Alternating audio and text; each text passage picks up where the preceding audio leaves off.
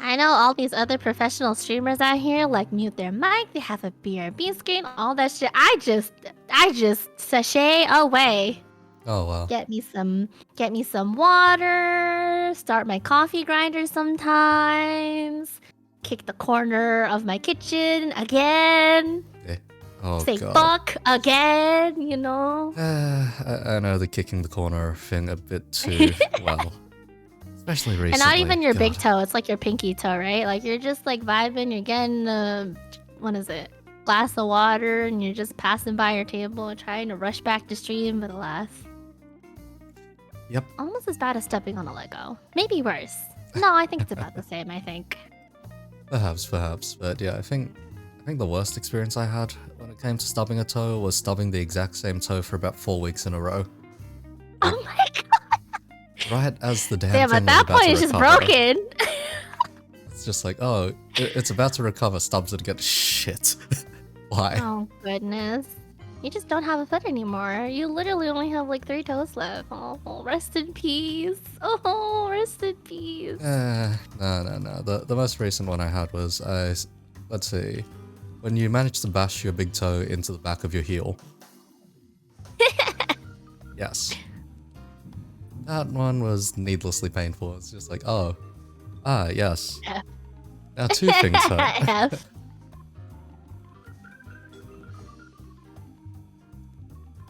Let me go ahead and share this. Kind of nervous to ping everyone in Discord. I don't want everyone to fall. What is it?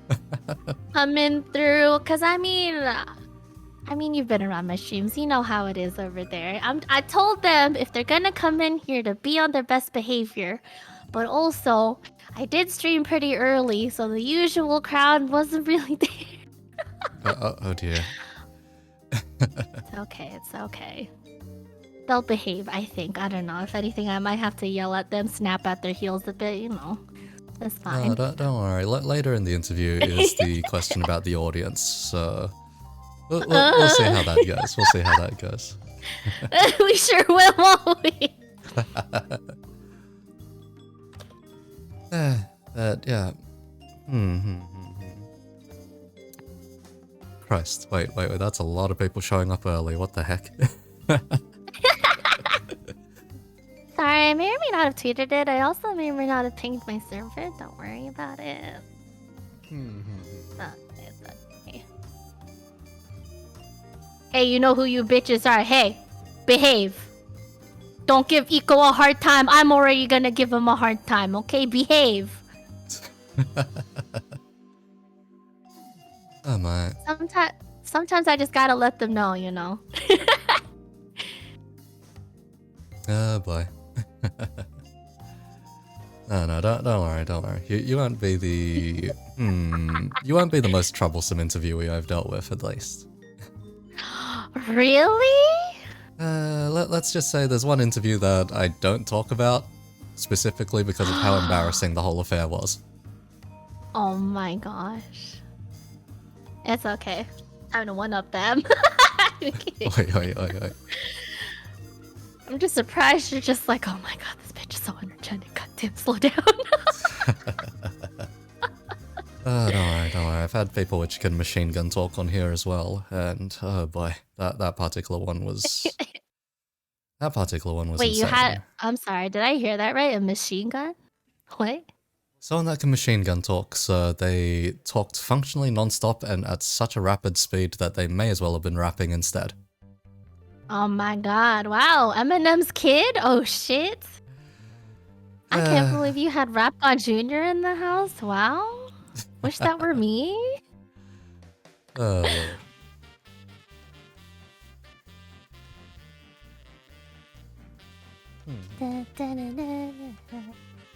Like auctioneers? I wish I could sound like an auctioneer. Oh god, trying to auction stuff is... boy. Have you ever done that? Or no? Once or twice for charity reasons. Okay. How'd that go? How many times did you bite your tongue? Not enough, honestly. If I see. if I had enough, I'd have probably been like, oh, yep, someone else take over. Instead, it's just dying up there on a pedestal, just like, oh, God. It was like, oh, do we have 100 over there? Okay, yeah, we got 100 over there. Blah, blah, blah. Okay, do we have 200 over there? Okay, yep, sure. All right, buddy. All right, let's go. Christ. Yeah, there are some experiences you don't quite want to remember at times. But no, conducting an auction over radio was probably one of the weirder experiences in existence. Yeah. Huh?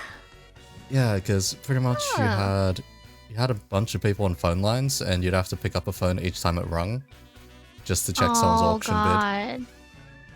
I think I just passed away at that point.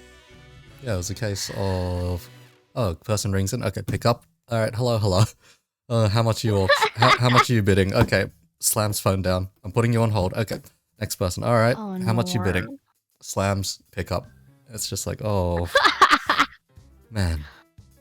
And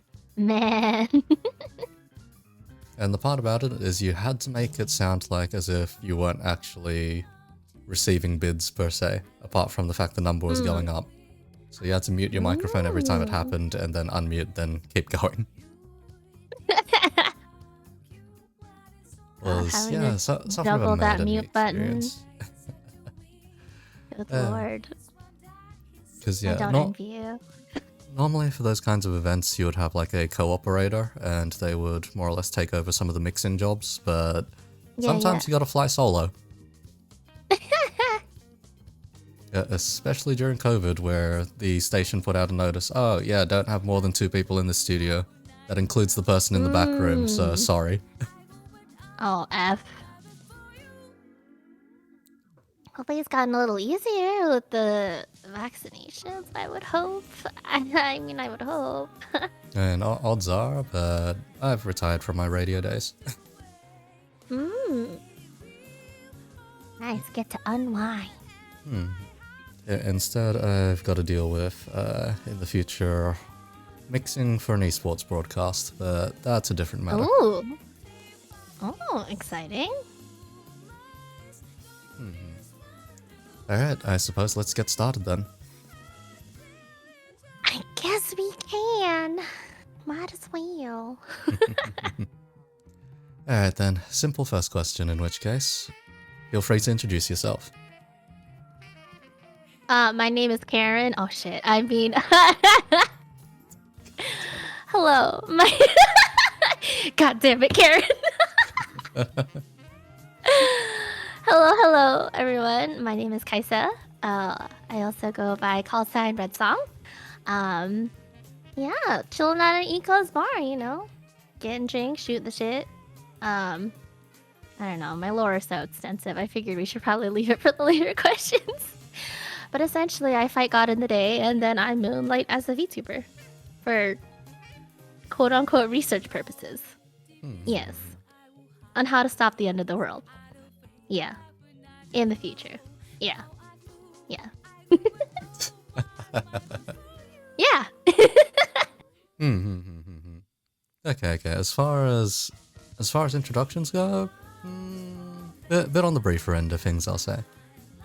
Because yeah, some people we get on here either speak at length about their streaming activities or speak at length about their lore. I think I've had the lore dump maybe once or twice in comparison. Well, because the thing is, it's either I give you the skinny or, like, you know, we go on this whole 3-hour PowerPoint. And again, I told you already, I'm trying to do my best, trying to behave, keep you closer to 2 than 4 hours. Because I know just because I stream for long hours doesn't mean I have to put anyone else through that, so... Fair enough, because I think I remember one of the latest streams that you did was... I don't know, I think I recall it going up to like 13 hours or something. I was like, wait, what the hell is going on? I think my subathon, I think the longest I ever streamed for was 20 hours for my subathon. Ooh, Christ. Almost Alright. gone to the 24, and like usually I don't feel it when I start hitting the 12 hour, but I really started to feel at like the 18th hour.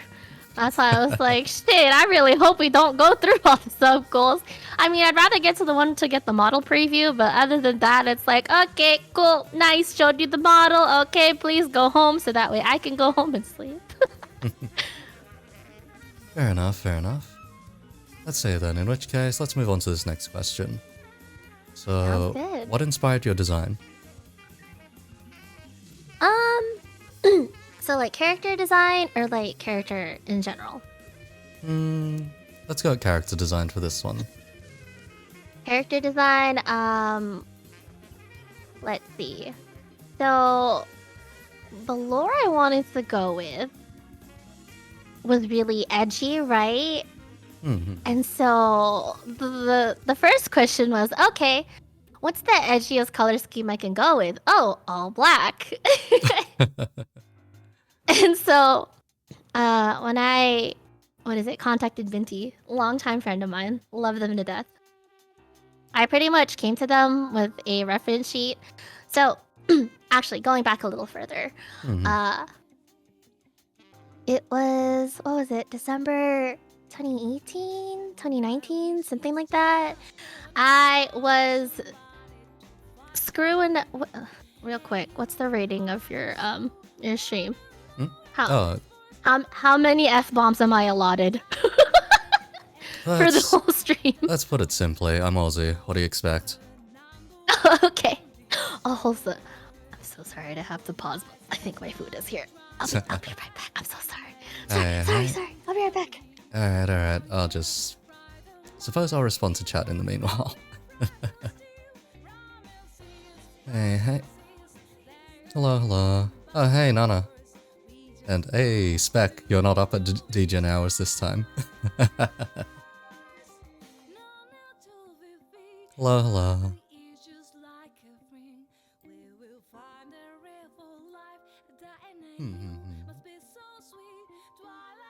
Yep, in the meanwhile, Kaisa's just popped out for some food. Or has just had some food delivered, I believe. Anyhow.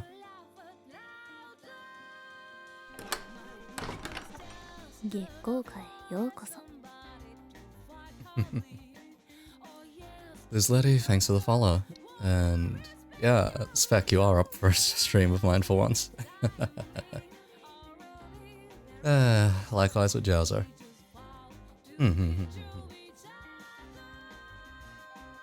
But yeah, also Splashing Leviathan, thanks for the follow. Mr. Cards, thanks for the follow. Dom Keep, thanks for the follow. And Cayman, thanks for the follow.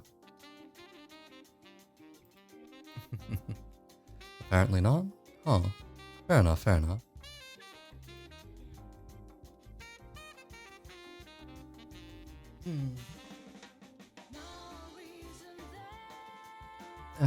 Probably take a sip of water myself.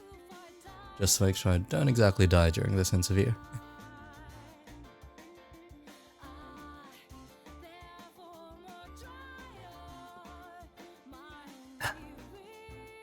Hopefully I didn't freak out too many things. Yep. Alright, that wasn't too weird. At least I wasn't teleporting halfway across the screen this time.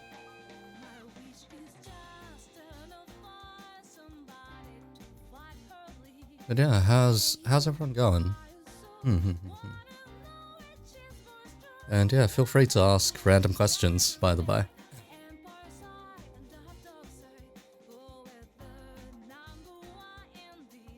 If the particular question catches my eye or Kaisa's, then yeah, we can more or less get around to answering it.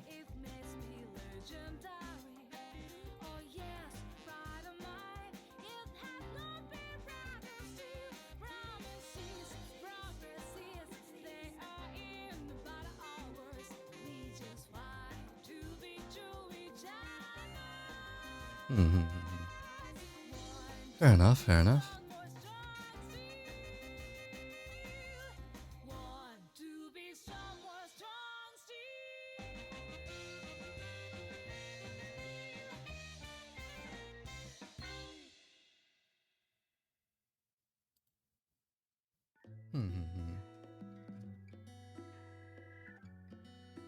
Let's see, what can I pull up in the meantime?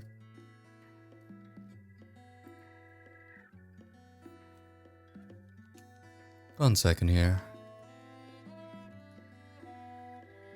I'll see if I can't just randomly impromptu a setup. Oh boy, yeah, maybe not. Christ. Some setups just don't like functioning on their own.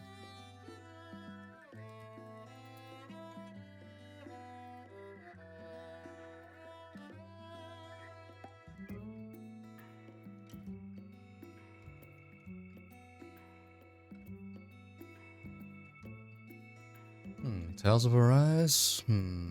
Let's see. I don't know.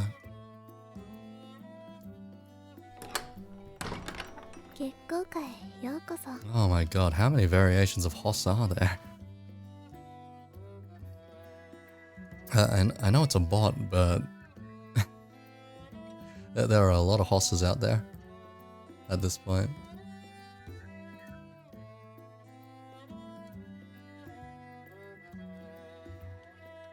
Alright, hello.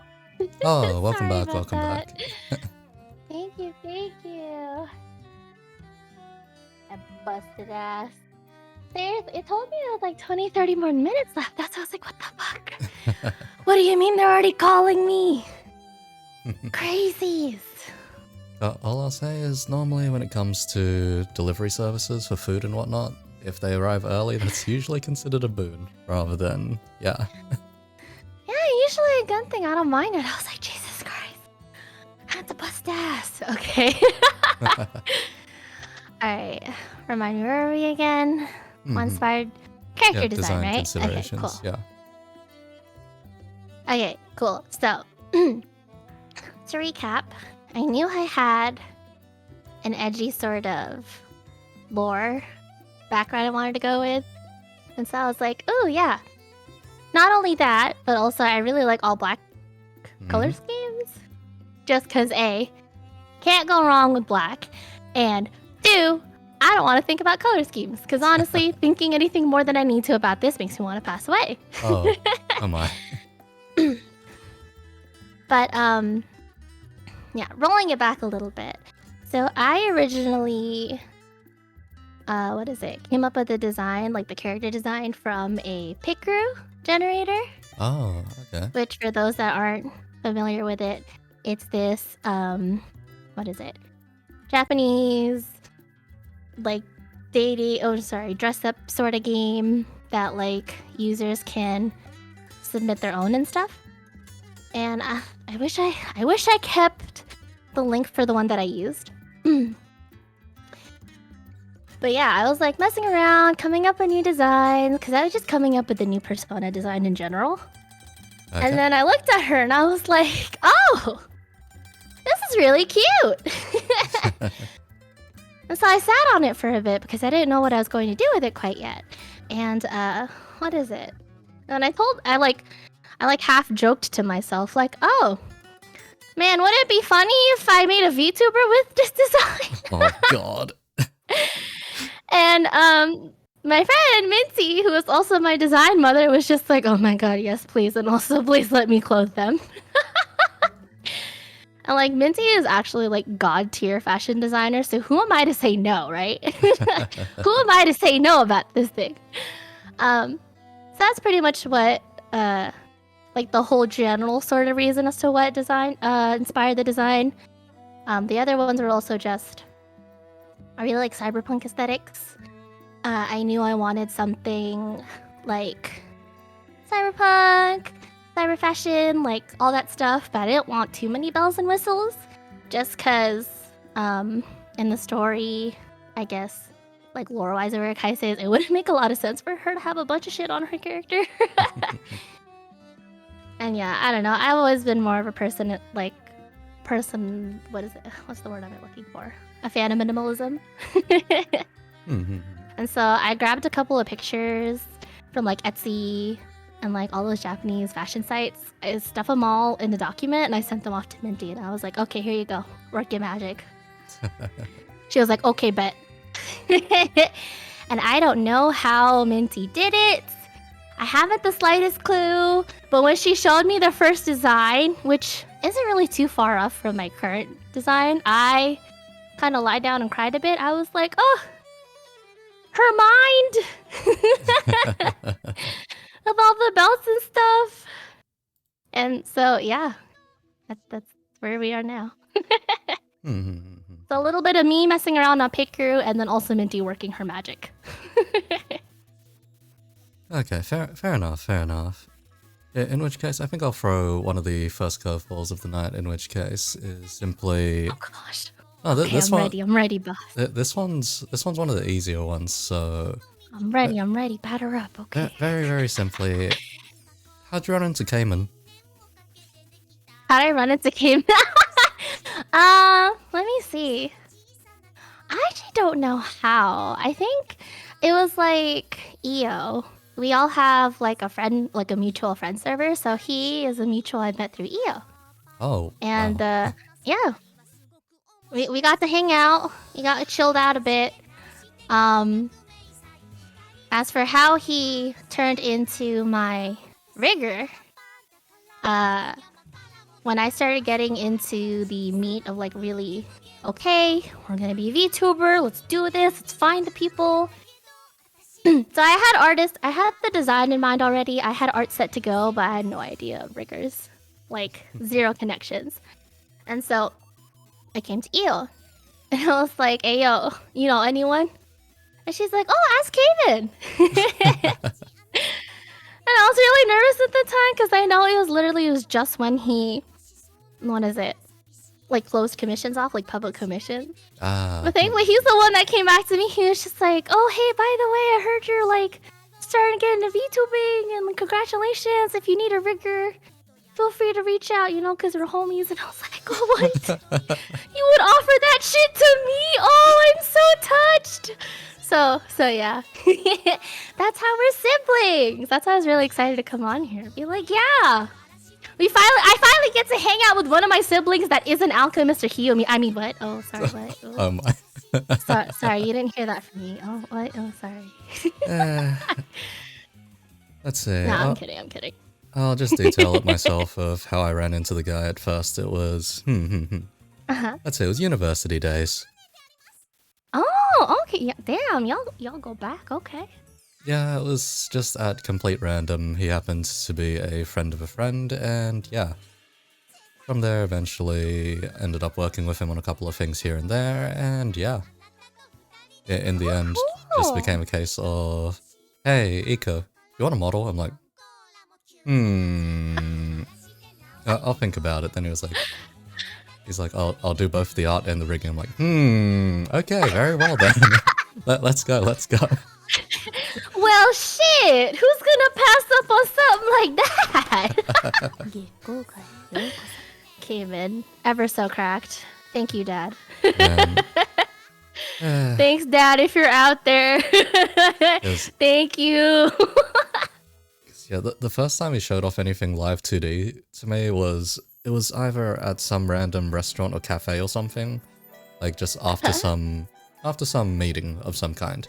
And he was just like, oh, yeah, by the way, I got into rigging. I'm like, okay, sure, what's that? He shows me a rigged potato. I'm like, like, okay. He's like, yeah, this is a VTuber. I'm like, you motherfucker, of course you did that. That seems pretty on brand. That seems very Cayman core, yes. Yes, and then the next thing he was like, oh, and here's this cute dragon. I'm like, oh, okay. This was maybe 2 years ago. And just seeing EO for the first time, I was like, oh, okay, yeah, cute dragon. All right, got it. 2 years later, oh, that's where the dragon is now. I see.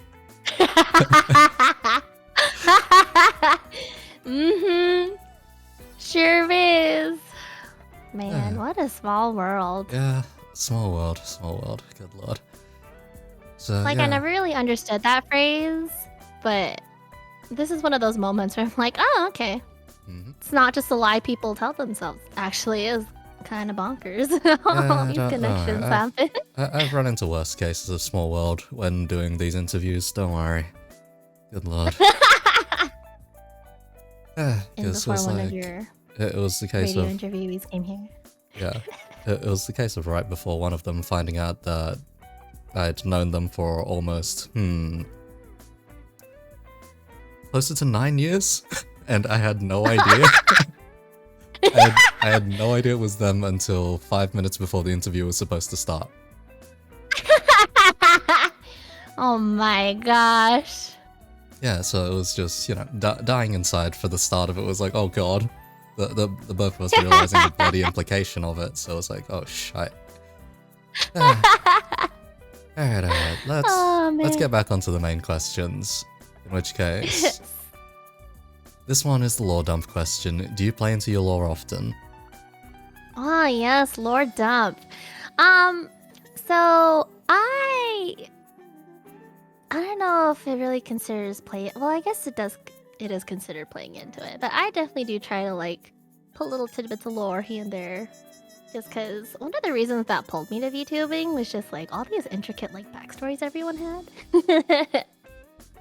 And so prior to my decision on VTubing, I didn't really have an interest in making my own model. It wasn't until that once I, you know, jokingly told myself, what if I was a VTuber? Stupid ass.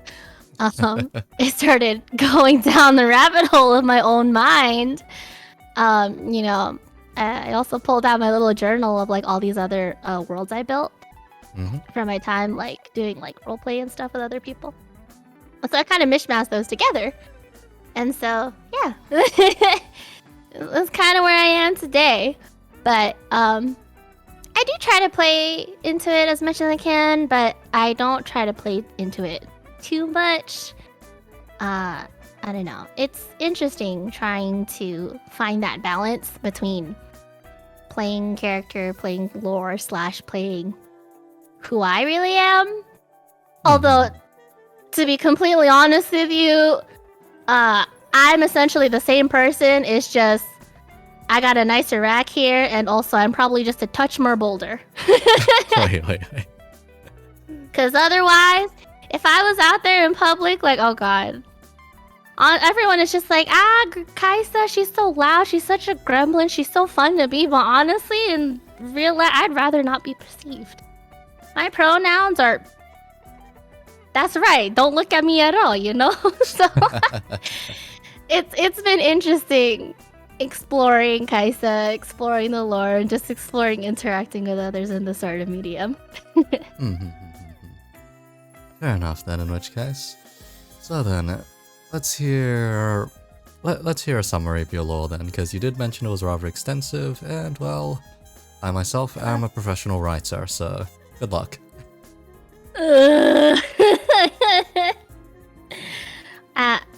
Quick question, am I gonna be rated on this? Because if I'm anything above B, you're lying to yourself right now. Okay. We'll see. What is it? So essentially, what's about more or less 1,000 years in the future, these aliens, right? They called themselves the Order. My favorite nickname for them are assholes. Alright. So they come slide on in, ruin everyone's day, pretty much annihilate all but 5% of the human population within the first, I don't know, year of landfall. All that good stuff. And, wow, your mask is so cool. Sorry, I'm getting distracted. I have your stream on. And, you know, even though they could have honestly just Thanos snapped the rest of us, you know, under their heel, for some reason, they're like, hey, you know, let's go ahead, take a further piss out of their suffering. Let's gather up all the survivors and throw them into our playpen. Playpen being something called Fate's Place, which essentially this pretty much, I guess, easiest way I call it futuristic Hunger Games. Except instead of like people from the capital, like rich bitches from the capital, it's like celestial beings, like gods and stuff and all that stuff, and they can do like sponsorships. And by sponsorships, I mean send all of us like really cool powers and power-ups and weapons and stuff, like, you know, All it's to me. And essentially in Fate's plays, they the order, they throw whatever they want at us. You know, it's like they went to the Apocalypse Superstore and they went in the aisle. They're like, what's the best way we're gonna kill off everyone today? And they stuck their hand in the aisle and just ran straight down. Ran all the way down. Yeah. And so once we can win those, we also get like more extra power-ups and prizes and stuff. But that's not even the end of it. Because all that leads up to is pretty much, I guess they're trading us to fight against who they call the 8 Grand Adjudicators, which is essentially like a raid boss type sort of stuff. And so if we can manage to wipe all 8 of them, supposedly, the lead player, by the way, hello, that's me, gets one quote-unquote wish of the order, which is essentially your one magic genie wish for anything.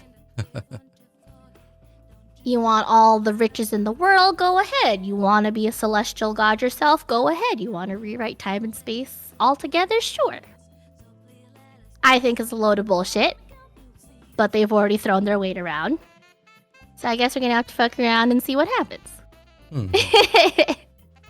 Yeah. Speaking of fucking around, during one of our recon missions, you know, like post airtime sort of stuff. Because by the way, all this stuff gets apparently streamed throughout the stars. That's all the Celestials are watching, and they're like, oh, they look at someone, they're like, okay, you might stand a chance. Here you go, do your thing. Alright then. Yeah. What is it? So we go on recon missions, we try to figure out what's going on, try to figure out shit that will help us, and somehow we went in, I guess in the sort of mini dungeon area. We may or may not have stole something. I mean, it kind of dropped on the ground. Sorry, details. We found this alien artifact, which we realized can transport us to the past. Oh. And, yeah. But honestly, we had to halt, the actual time traveling shit about a couple months ago just because it made everyone absolutely sick. Also, y'all got that COVID shit going on. Rain's actually sick with it. He's recovering right now. But yeah. And so one of the very big brain scientists that we have took a look at the artifact and went, let's stick it to one of our supercomputers. Research that, shit that way. And Captain of our group, there's a couple of factions. I like to think I'm on the good side. I mean, I hope we are. I mean, we are trying to fight for humanity, but that's beside the point.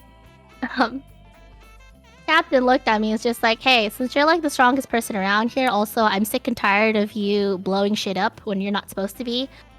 Go ahead and talk to everyone, let them know what's going on, and maybe research and prevent all this from happening. And I was like, okay. Except that sounds like homework. Fuck if I'm doing homework. So I figured the easiest way I would get everyone to trust me is be a cute anime girl on the internet. Right? I mean, it's been working out so far, I like to think. Wait, that's where the VTubing part comes in. Oh my god. I see. I'm telling you. I went super edgy. Just to fuck around in the end. Because honestly, all that stuff aside, that's why I don't bother to go into it. Because at the end of the day, I'm just here to mess around and avoid my responsibilities.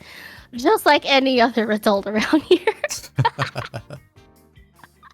And okay, for the most part, I kept thinking, oh, this is like, what's it called?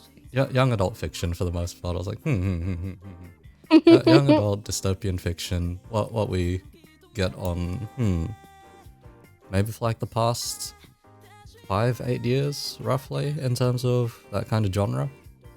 But, okay, great. That's what I was going for. Great. Then a lot more aliens and random layers shoved in. Is how I'll put it as. Definitely one of the more extensive lore that I've heard, at least. Because most people come on, they mention lore usually as just a bit of faming, pretty much, and then from there it's just themselves, essentially. Yeah. There's even been one person which has come on and said, "Oh, yes, I'm a human being." I'm like, that's it? That's your introduction? That's it? God, I wish that were me. Yeah, they had the fastest introduction by far, to the point where I was like, I was looking for a follow-up, but I'm gonna need a moment. Yeah, I wish that were me, but I don't know. I mean, I don't like mind you. I don't mind when people just go with theming, like literally, just design all vibes. Like I'm cool with that, but I don't know. For some reason, I started planning stuff and I ended up here, and I was like, screw it. Let's see, myself as Part a of the lore. writer, I did plan on doing a lot of writing for myself, but then I was like, I don't have a good way of delivering this. Okay, so I will just... I will keep this lore to myself for the most part, unless someone does ask. But then, yeah, that'll just be where it stays. Don't worry about it. That's why I don't bother explaining anything, because at the end of the day, it's like, this is the sort of world that I sort of live in, but when I come on to here, I kind of just... I don't want to be Redsong, lead player, humanity's last bastion. I just kind of want to be Kaisa, that gremlin who screams, and soft her tits in Apex. You know, just someone to chill with. You know, work and leisure separation. Because Lord knows that's hard enough to get in the apocalypse. Oh, God. Fair enough. Yeah, it's like very, very heavy backstory, but really at the end of the day, it's just like exploring. I mean, there'll be a little bit of the lore too, and like the actual world, but more just, you know, how I view it. Which is that I don't try to view it as much, because I'm sick and tired of having to deal with all this. Like I'm just over it, just over it. Oh, God. Fair enough. Alright, so let's see, leading on from there, so apart from the random whimsy and whatnot of just, oh, what if you were a VTuber? Why VTubing specifically? So what made you commit to the decision in the end? So just to summarize, one, somehow ending up with a really cute picker design that I didn't expect would end up being so nice. Two, coming up with, I don't know, having the story, and three, it was really just a story. Yeah. What is it? When I first found VTubing, and I mean, I've known about VTubing for a hot minute. I pretty much knew when the term was first used with Kizuna Ai. So I know it's always been, you know, kind of my peripheral. But what pushed me to do VTubing is, I was feeling burnt out creatively in what I was doing prior to VTubing. And I think it was probably just burnout in general, actually. Like, burnout with what I'm doing here, like in the content I'm providing, as well as just all the other shit happening outside of the internet. And so I knew a couple of my friends who already took the dive, like head first dive in. I saw how much fun they were doing, or they were having, and doing all this stuff in the streams and the games. So when I saw that, and I ended up deciding on the lore, grand gesture. Yeah, no, I felt the spark come back, essentially.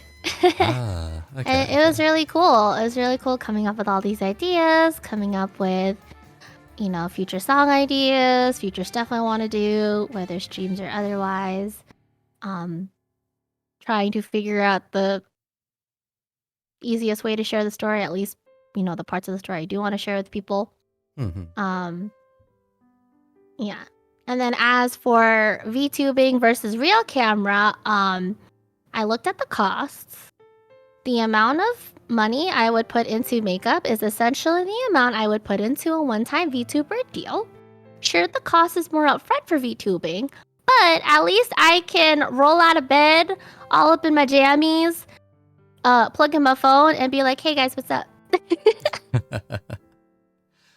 Okay, fair enough on that front. Yeah. Because yeah, if I myself went for a real life setup, then yeah, I'd probably end up spending a lot more on lighting and random tech stuff. So it'd be Exactly. yeah. Like you have all this lighting, and sure you need a little bit of lighting, but I already have an iPhone, so I know the infrared would already cover most of it. But yeah, sometimes I just want to roll out of bed, turn on live. What is it? Yeah, turn on the stream, show up in a model. Be comfortable in my jammies, especially for God knows how long I tend to stream.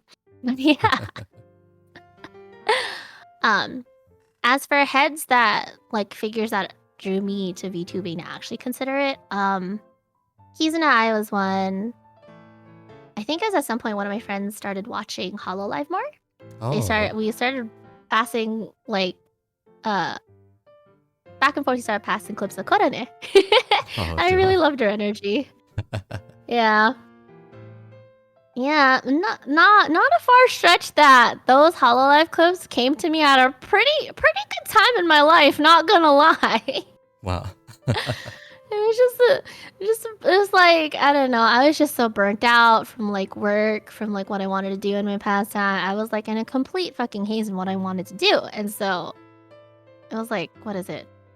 Fucking put on his English Mario stream. Oh god. It was like, have confidence, no confidence. And like what it felt like my lowest point at that point, it was like literally the laugh I needed to push onward. And then apart from Korene, also Kiryu Coco, I love how she pushed the VTubing scene. But yeah. So pretty much, Keys and I, Hololive, what is it? Current Kaisa, and yeah. Alright, fair enough. For myself, when it came to Hololive, I think I might have been like either patient 0 or patient 1 when it came to spreading that in my lot. God. Yeah, patient 1 probably, because patient 0 was some guy which was just like, hey, look at this chick. She's playing Tetris, and she's defeating all these other people, and it's like, oh, and she's a VTuber. Yeah. That was pretty much introducing Suisei to a whole bunch of people. Then I was like, oh wait, her covers aren't too bad, or her karaoke streams aren't too bad. Oh wait, she sings Tails music. Oh god. Okay, let's go. Pretty much. And from there, it was just the casual part of spreading her to random Tails fans, and yeah. Yep. Yeah. Honestly, being drawn to VTubing, it's just, everyone think it's like a rabbit hole, like a big ass hole in the ground that people look over and just like, well, down to hatch. But I think, I don't know, for most people, it's always been just a slow, gradual pull. It starts with a clip, right? That's like the first shackle. Oh my god. And then a second clip, and then that's the second shackle, so that's both your ankles. Until more and more, and then you're just slowly dragged down, At some point you just get blindfolded, because then you wake up and you're like, oh, I sure am down the rabbit hole pretty deep here, huh? Yeah. Oh yeah, that sounds like you're describing a different kind of rabbit hole, but nonetheless.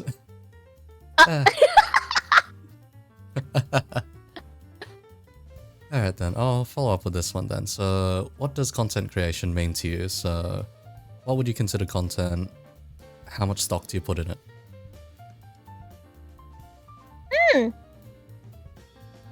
Honestly, of all the questions that you sent me today, this is the one that stumped me. It's really interesting, like, the word content creation, because nowadays when you look around, there's like, people be finding content in everything, man. Whether it's like analyzing game, talking about the current social climate, inting off your tits in Apex and screaming like a banshee at the top of your lungs, like to each their own. I myself, I guess you can consider what I've been doing content creation I've done content creation for like the last 10 plus years now, Ooh. and I still really don't know what that sort of phrase means to me.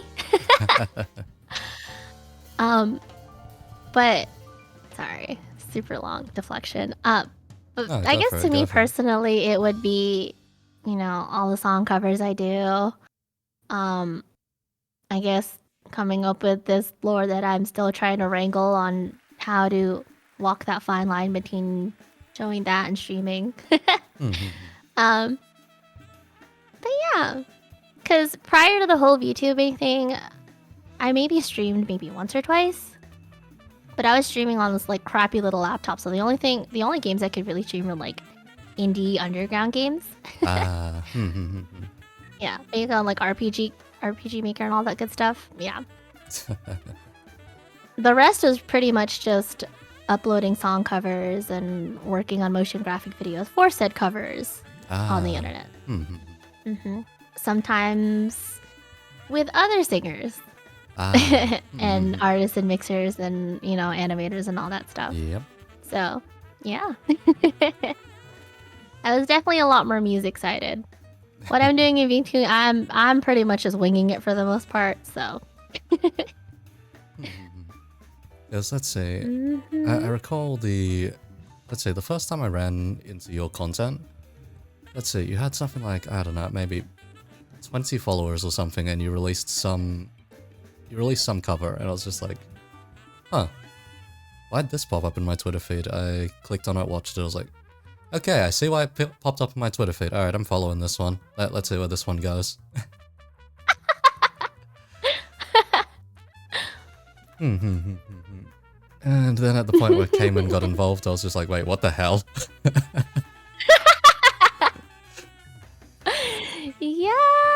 Yeah. In which case, VTube. I'll switch over to this next Sorry. question. But actually, yeah, follow your tangent. Let's hear it. No, continue. It's okay. I totally forgot what I was gonna say anyway. Hey, alright. Let's see, simple question then, in which case. Do you have any particular preferences or biases when it comes to music then? Oh, particular biases? So I pretty much like to listen to anything that is good. And I like to think that a lot of things are good. Although I guess if I were to go through my Spotify playlist, it's been gravitating towards a lot more like electronica stuff. So like, EDM, dubstep, French house, all that stuff. What is it? My all-time favorite musician / producer is Camellia. Oh damn, alright. Yeah. He is literally my all-time favorite. Like, pretty much as soon as I heard, like, his music, like, back from the Vocaloid days, it just opened up a whole new world to me, and I've never been able to go back. I listen to other electronic artists, and I'm like, oh, yeah, this is great. Yeah, I love it. But then, Camellia out here dropping 24-track albums. It's just like, I'm eating so good over here. I don't know. But apart from electronica, I also really like rock, like alternative rock. I listen to a lot of R&B. Yeah, it's not Camellia. It's also been a lot of K-pop too, just because I love, K-pop and J-pop, just because I love how complex, like how many layers and chord changes that K-pop and J-pop songs tend to go through. I just love how they build.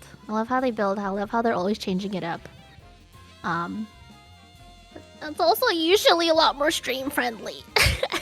Anytime I try to listen to American stuff, it's like specifically like rap. I like a lot of the rap artists, but a lot of them are either too explicit or like just gonna be shot down straight away, sniped by DMCA. So it's hard out here, man. It's hard out here. Yeah, DMCA is it's some troublesome stuff at times. Hit me in the ass. It's more or less what stops any kind of radio style channels being on Twitch, because they do specifically go into TOS being like, oh yeah, No radio style content. God, yeah, right. Good lord. Thankfully, it's not like an instant strike or anything. It's strike on review, but yeah, still on the troublesome side of things. Yeah. Really interesting because like some of the games that I play with like their own soundtrack, I think like I was like, I don't know if you've been around for my last streams, but I've been playing Jet Set Radio Future, and one of those audio tracks got muted, and I was like, what? This isn't the game. I mean, I guess this is why they never got to port it over the Steam. Sorry, I won't bring that brain rot into here, but it's just bamboozled me. I'm just like, what do you mean you're muting the audio? It's part of the game soundtrack. Sure, whatever. Let's see. I'll ask then. Do you know particularly much about musical rights, or not really? I kinda sorta know them. I only hear like bits and pieces, like what I pick up from the peripherals, and my other friends into that. Yeah, I don't know. The only sort of music rights I've ever had to run into is if I had to sing for songs and stuff like that. But yeah, I know it's a little interesting. I know, what is it? When I uploaded my debut video cover, Cubism, I got flagged for the melody. And I was like, oh. Even though I commissioned this arrangement specifically to not get flagged. And I pitched it up too. But and it still was like, oh yeah, this melody is under the property rights and da-da-da-da. And I was like, what? Huh. Okay, the more you know. The way music is separated is the rights are separated to the two, pretty much. You have you have the compositional rights, and then you have the mechanical rights. Compositional rights are the rights to the composition itself, so that's why you got flagged for the melody. The mechanical rights are the rights to the recorded version, the performance of it. So if you were to use the original instrumental, for example, that's when you'd get flagged for mechanical rights instead. Okay, good to know. Huh. And based on those two rights is how you more or less get your royalties essentially. Just if they want points on the mastering or points on the composition, that kind of stuff. So if there's multiple writers for a song, they'll divide that evenly usually. If there's different kinds of performance, so the artists themselves will get a cut, the mixer will get a cut, the mastering engineer, etc. I see. And of course the record label. Can't forget them. Nope. So technically speaking, 99% of covers that have ever been released are technically illegal. If they were to be pushed out. Because I thought that'd be under free use, but I mean, it's one thing if you try to make money off of it. I mean, I don't try to make money off of any of my covers, but I don't know. Just generally speaking, they're all very... Yeah, the rights are troublesome. You have to get proper clearance. So if you just wanted the composition, you'd clear it up with the composer and potentially the record label if they own some of the rights there. If you wanted the original instrumental as well, you pay extra. All these hoops and hurdles, good lord. It's essentially why if you look on television and they have advertisements with certain music, you'll usually hear the song, but you'll usually hear it as a cover instead. Because the original rights are way too expensive in comparison. I bet. Oh my gosh. Especially if you do anything Disney. If you do anything Disney, you're asking to be shot in the foot. Oh my god, times. yeah. Yeah, honestly, yeah. I thought about covering some Disney songs, but I was like, you know what? Let me not catch this smoke. This is not worth it. Fair enough, fair enough. Alright, let's shift on to this next question then. So, what is your creative process regarding videos? So, song covers, the motion design. How do you go about them? Alrighty. It's always hard when people ask me these questions because it really starts with me liking something a lot. Let me do my best to try to go through here. So, yeah. So when it comes to my song covers, I usually start with sing a lot of them in Japanese, just because, again, love how complex their music composition is. Start up with looking up the lyrics, like really understanding the lyrics, trying to I get sort of the imagery, like the visuals that like that I interpret it, you know, the way it's interpreted to me. Like I guess okay, I guess I can use the intro video for an example. So when I came up with Cubism, that was one of those rare moments where I actually clearly visualized exactly what I wanted in each and every shot. Oh, okay. Those are actually one of the more rare moments where it's just like, okay, I want to start out like this. I want it to, you know, go like this, and then the chorus will be like focused on this bite and all that other stuff, etc. Yeah, so it really starts off with really reading of the lyrics, understanding the lyrics, understanding the visuals, and then from the visuals I start to get in like thinking about the tone, sort of tone I want to get into, and based on the tone, like what sort of voices I want to try to, you know, add to the cover, my own spin on the things. Sorry. Yeah, and so I usually keep that in mind when I do recordings. Go through the recording process. Depending on the song, you can usually get it done either within maybe like, I don't know, 2 hours to like 2 days, 2-3 days maybe of working time. Ooh, okay. Yeah. So that's sort of how I go about doing the song covers. As for visuals, again, sometimes I have like very clear-cut visions in the night of what I expect to go down. But for the most part, like starting off with the songs, like I'll get the meanings, I'll get the sort of vibes with it. I look at like probably 2 or 3 things, like actual concrete images, maybe from the source material, and I wing that shit. I wish I had a proper like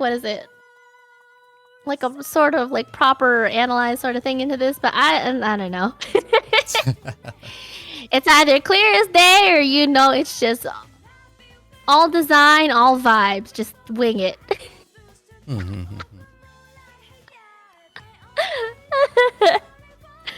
Fair enough. I was actually very surprised by the choice of Cubism for a song cover, actually. Did not expect that one at all, but yes, was a very pleasant surprise, yes. Yeah, I think for Cubism specifically, like, I love Huya Extended. I love all their stuff to begin with, and when I first heard it from Psychopaths, I thought it was a banger of a song. And it wasn't until when I heard it again, and I was like, oh, this would be a pretty cool song to, style on everyone with. Because with Cubism, here's another thing. When I do covers, I want to do something that, one, I like, and two, that I want to challenge myself with. Oh, okay. Cubism was more kind of me sort of pushing the usual sort of genres I like to willingly do myself. I don't know, Cubism is interesting. Cubism is one of those songs that's like, man, I love to listen to it, but shit, will I sound good on it myself? And, coming into VTubing, I was like, man, I've already been winging it and experimenting this far. Why am I gonna stop here? Fair enough, fair enough. So I listened to Cubism. I thought it was gonna be cool. And then I finally looked up the lyrics and I was like, oh, wait, this is... Wow. This sure illustrates the shit Kaisa be going through. Oh, God. And so, yeah, that's kind of how I got to that. So Cubism happened. Let's see. Yeah, I'll say your choice of songs to cover, per se, is unique at the very least. I think the only particularly common one there is like Envy Baby, then the rest are just like, oh god, where the hell did all these other songs come from? Kind of affair. Maybe Odo as well, but yeah. Cubism, Taisho A, the rest of those, I was just like, oh man, okay. And then the latest one, I was like, huh? Wait, huh?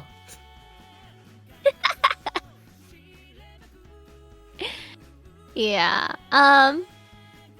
When it comes to choosing my, what is it, the songs I want to sing, I don't know. I mean, as I've already previously stated, I'm kind of just experimenting, just having a good time. Yeah. Because, I don't know, it's just like, I know the type of voice that I have. Okay. It's definitely more on the higher and cuter side. So I know that usually if I do like really pop, really like quote unquote idol sort of styles, probably be a lot more in my ballpark than all the other choices I made. But the thing is, most of those songs don't really catch my interest most of the time. And I don't know. I mean, for the last 10 years prior to VTubing, I would try to play it more safe. So, yeah, I don't know. This is me just trying shit out. And also, however, a couple of the song choices, specifically Taisho and Cubism, and I haven't really released those yet, but a couple of the other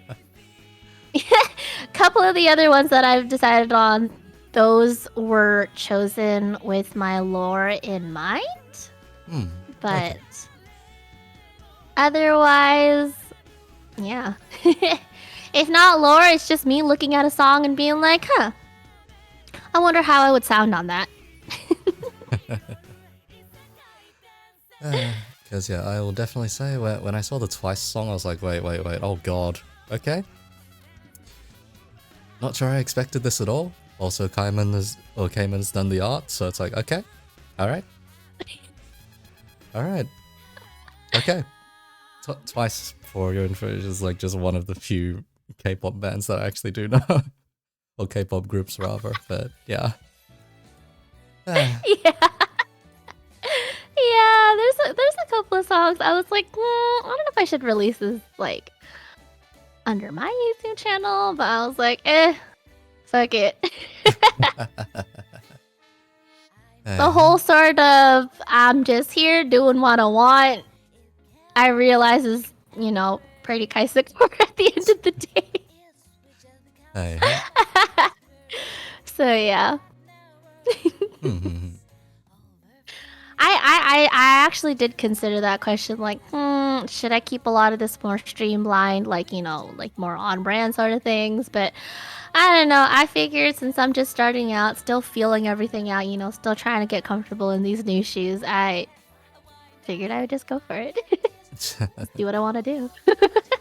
Fair enough. I'll probably be a little more organized further down the line, but Hey. Alright then, let's see. With this next main question, so what are your favorite kinds of streams, whether they are to do those kinds of streams specifically or to tune in on them? Favorite kind of streams? Like in general? Yeah, in Or general. just VTubers? I mean, I guess I could start with VTubers. What is it? I think I watch streams between YouTube and Twitch pretty evenly. Yeah. It's really hard to say. I pretty much like personalities that are engaging. And I don't mean that to say like, sort of high energy, like really engaging sort of people like me. Because God knows God knows I'm fucking exhausting, especially when I stream for however long.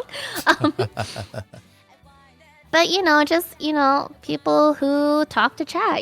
I really like stuff that where people you just walk up to stream and just chill out, just vibe out.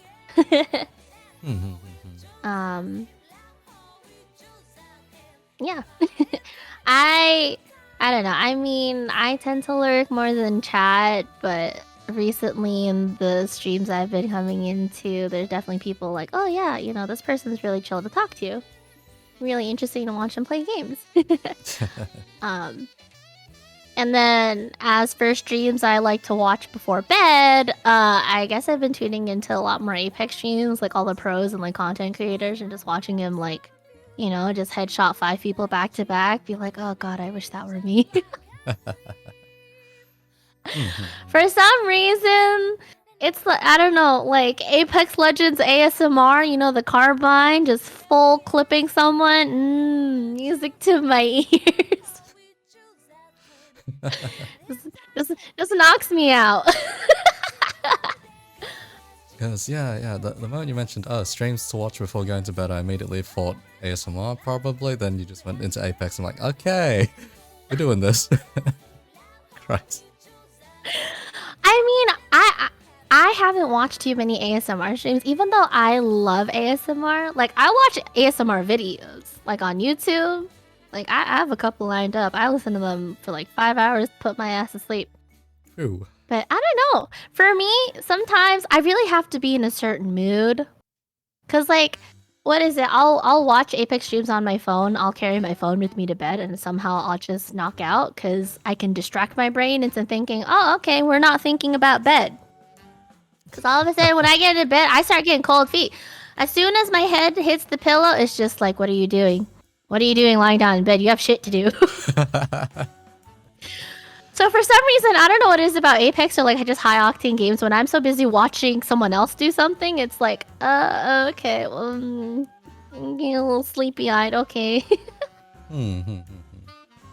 I tried watching ASMR streams. I really did, but I guess it was in the moments where I wasn't ready for them. Cause I would tune in and they would be making some really nice tinkly sounds, and then I would get curious. I'm like, ooh, that's a really nice sound. Wait, what are they doing that with? I'd be so curious. And so I'd be like, oh shit, okay, I have to try to relax again. All I'll say is the art of a Foley artist is, yes, very dodgy. I have seen the many things one can do with a pineapple when you want to get certain sounds. Oh god. Oh. Oh, I see. I don't know.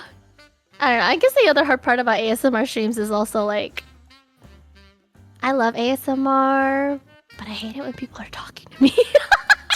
I don't usually tune into ASMR, like all that role playing, like talking and stuff. I'm like, as soon as somebody whispers something, man, I turn that video off. I'm like, no, sorry.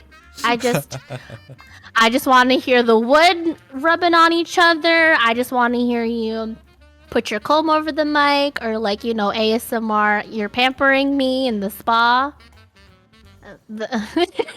I don't know, something about mouth sounds just turns me off immediately, just wakes me up. Oh god, okay. That's most people normally go with the angle of, oh yeah, the sounds are nice, the voices are comforting, that's good enough to go to sleep, rather than, the sounds are nice, the voices are hell, why am I still awake? I mean, the thing is, I have to come for that though, right? Like, if someone has a really soothing voice, like, yes, put me to bed. But like, more like those roleplay sort of things where they're just like, hello, welcome to the spot. Like, I don't, just stop. I don't need the introduction. Just go straight into the spa treatment, please and thanks. Oh my god. It's setting the scene, Mise en place.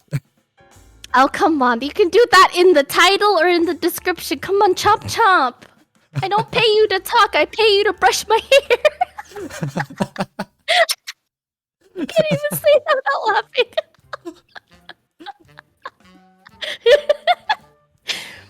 Oh, well. If you're an ASMR streamer, I promise you, I love you. It's just, you know, I'm trying to come here for what I paid for.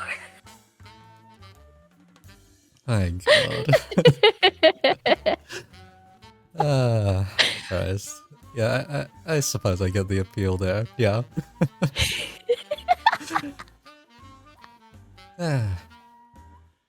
Okay, in which case the other side of this question is, what are your favorite kinds of streams to do yourself? Let's see. Favorite kinds of streams I like to do myself? It's really hard to say, honestly. Somehow I turned into an Apex streamer for like 5 months leading up to my debut. Yeah, because for some reason Apex is on the brain. And then as soon as I debuted, I was like, oh, let me actually be a proper variety streamer. Because I told myself when I was gonna start streaming, I would be streaming a whole bunch of games, not just one. It's just, you know, sometimes I came home from a work weekend, I was just super exhausted. I didn't want to think. I didn't want to have options. I was like, fuck it. Apex it is. Fair enough, yeah, fair but enough. But I don't mind having Apex as sort of quote-unquote mean game, just because, you know, I think it's nice to just have a standard sort of game, just shoot the shit with chat, you know, just hang out. something steady to expect from me. Yeah, so I guess Apex and just really gaming in general. I've been liking a lot of the quote-unquote variety I've been picking up in the last 2 or 3 weeks. It's been fun being able to find all these immersive stories and exploration stuff and, you know, show chat cool things. Yeah. But pretty much so far I've only really done gaming streams.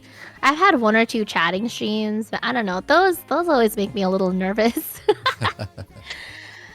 don't know. I don't think I'm that really interesting. I don't think I'm that, I don't know, an interesting person.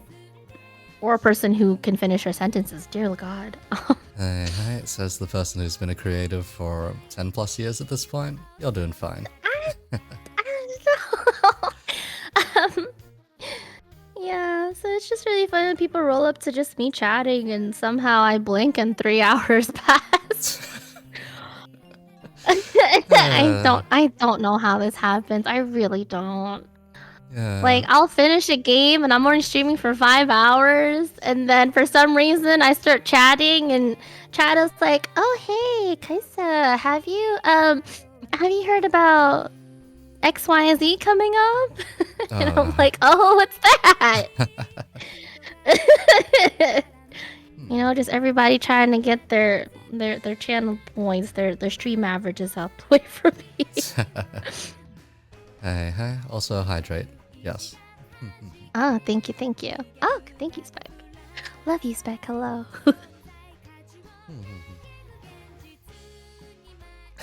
Okay, let's see. Yeah, there's maybe only been 1 occasion where I've blinked and 3 hours have gone past, but that's over a different kind of thing. Anyway, let's see. Alright, next. I guess in general, as long as we're having a good time. That's me, more everyone else. Hey, let's see. Next question is one of those ones which I have in here more for the sake of it just being an interview, rather than actually particularly liking this question, because typically I get the same 3 responses for this question.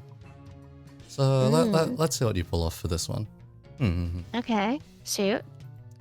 Alright, so what are your goals for the future then? I'm trying to guess what 3 answers you normally get. And I'm trying to pick something that's the most left field. Just wouldn't be in any of those. I'll say you've got a pretty good chance of dodging them. Maybe. Maybe, I don't know. I feel like I may have already used up all bamboozled cards in this interview.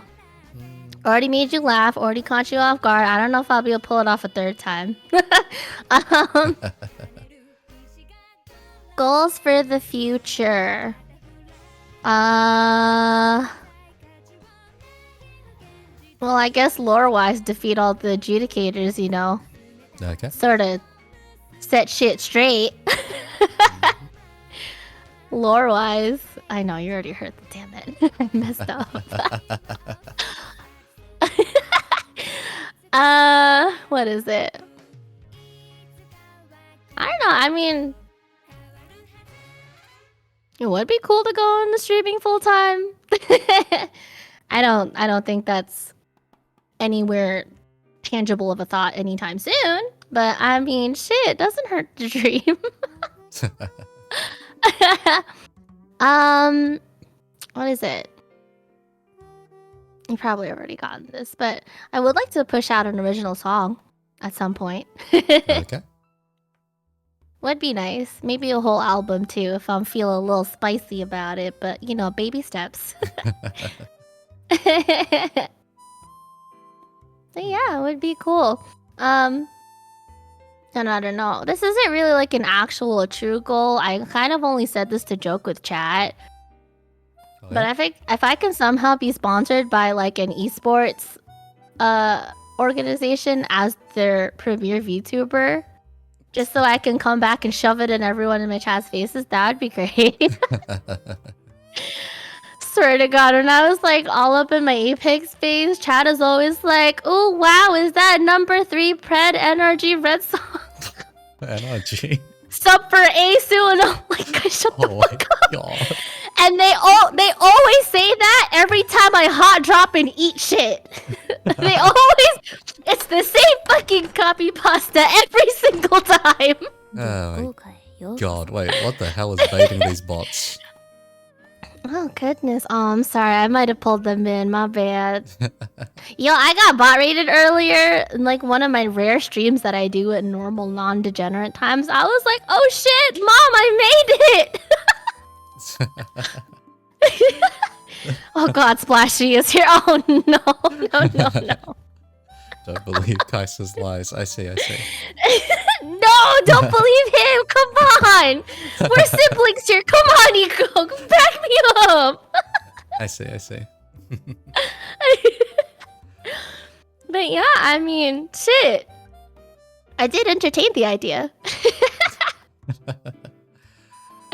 Okay. I think that was another reason why I went to Apex streams too. It's like, shit, maybe I can get good enough. Maybe I will get sponsored so that way I can take this back to home. Home being chat and be like, see? Don't ever challenge me ever again. See what happens next. Oh my. Let's see. So you dodged 2 of them at least. You hit one of them almost immediately though. I know. The first one was simply hit partner or go full time, pretty much. Yeah, I mean, I was gonna say hit partner, but yeah. As for the other 2 that you managed to dodge, it was, let's see. It was do a 2.0. So redesign of some kind. And then the last one being do ASMR content. There have been many, and I mean a vast majority of the people I've asked this question to that have landed on the ASMR one. It's really interesting when you say that, because I'm like, not really surprising. I just figured one of the things that drew people to VTubers was their voice, right? Yeah, I'd say so. Something like that.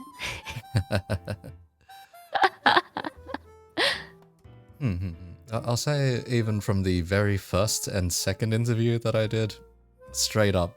Actually, no, the first 3 interviews I did. Scratch that, 4. Wait, maybe 5. Wait, shit, how many of these people actually straight up just said ASMR? I'm trying to remember back through the list of interviews that I've done. So the first one was Blue, another one of our siblings. That guy mentioned ASMR at some point. I was like, buddy, in the 5 years I've known you, please don't go down here. Please, mate, don't do this. Yeah. The one after was Yasen, and I was like, oh, yeah, go for it, buddy. Yasen. Go for it. Uh-huh. One after that was Hiro, or Hiro these days, and that one was just like, I was like, you know what, go for it. You're already keeping me way too much. What's it called? You're already keeping me on the back foot this entire interview. Just take it. And then one after that was Rira and Ochiyoung Rira, and that one was also a case of, you know what, you could probably pull it off. Go for it. Just go, take it, go. And Would you be disappointed if I said it wasn't really a goal, but it is a potential plan in the future, you know? If not for the actual ASMR experience, like, you know, like the whole whisper and all that stuff. But you know, just to bamboozle chat a little. I was gonna say, are you gonna slam wood blocks on stream? Sometimes, honestly, I do think about it. Like, I do want to do at least one serious ASMR stream, just, you know, just to make everyone uneasy.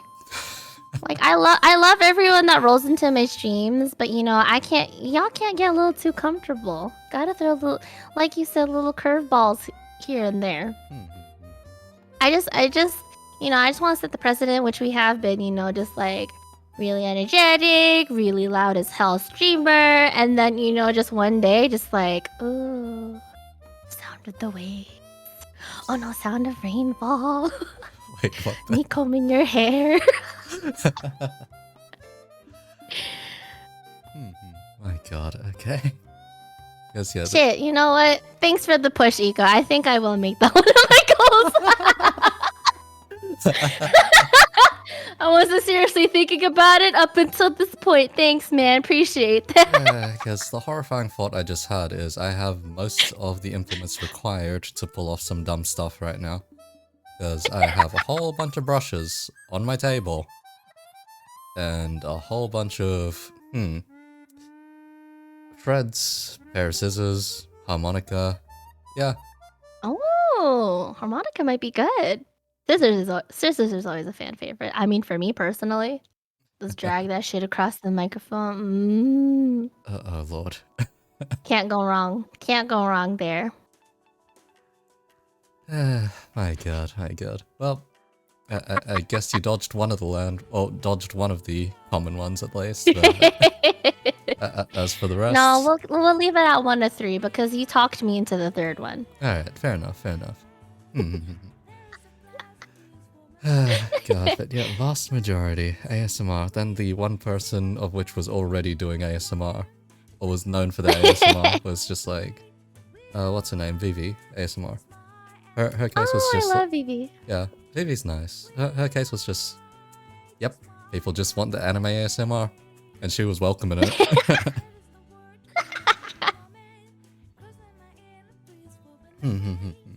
Anyhow. Next question is as much of a question for the audience as it is for yourself. And it is simply, what kind of audience do you attract, or what do you think you appeal to, per se? And then let's contrast this against what the audience think they are, in comparison. Well, Iko, thank you for having me on your show. I got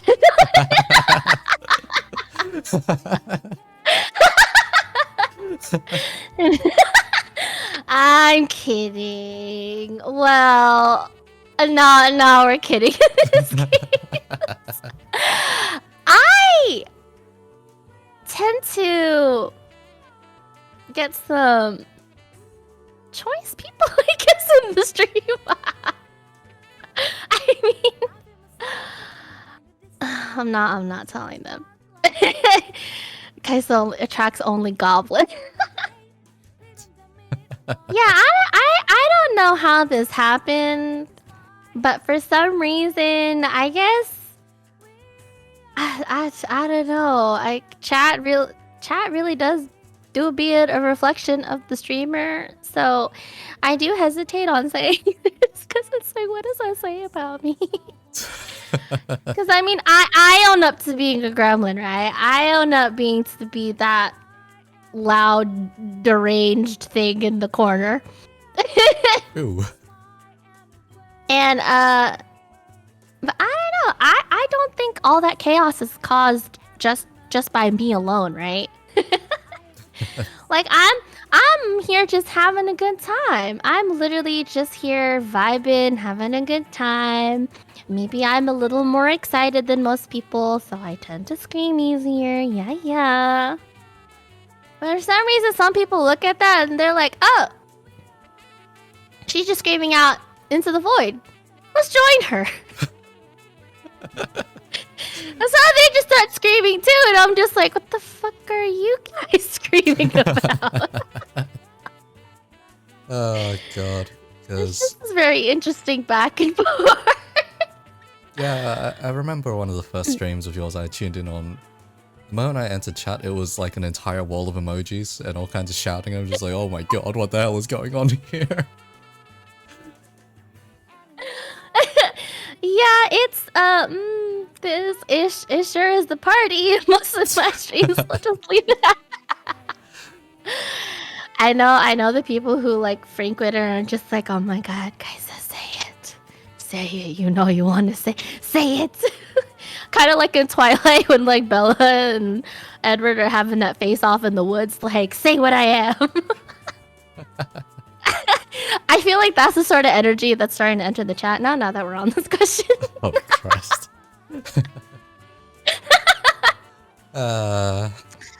I won't say the word specifically, but you probably already know, you know. And if someone happens to type it out in chat, feel free to time them out for 3 minutes. Okay. But essentially, it was a week after I started streaming, right? Okay. I opened up the Discord. It was like I hit affiliate to celebrate affiliate, get the Discord, yada yada yada, something like that. I only had that shit up probably 3 days at best. 3 days, I guess. And because I had a lot of my lore under lock and key, the official fan name wasn't out there. Which, by the way, players in the chat behave.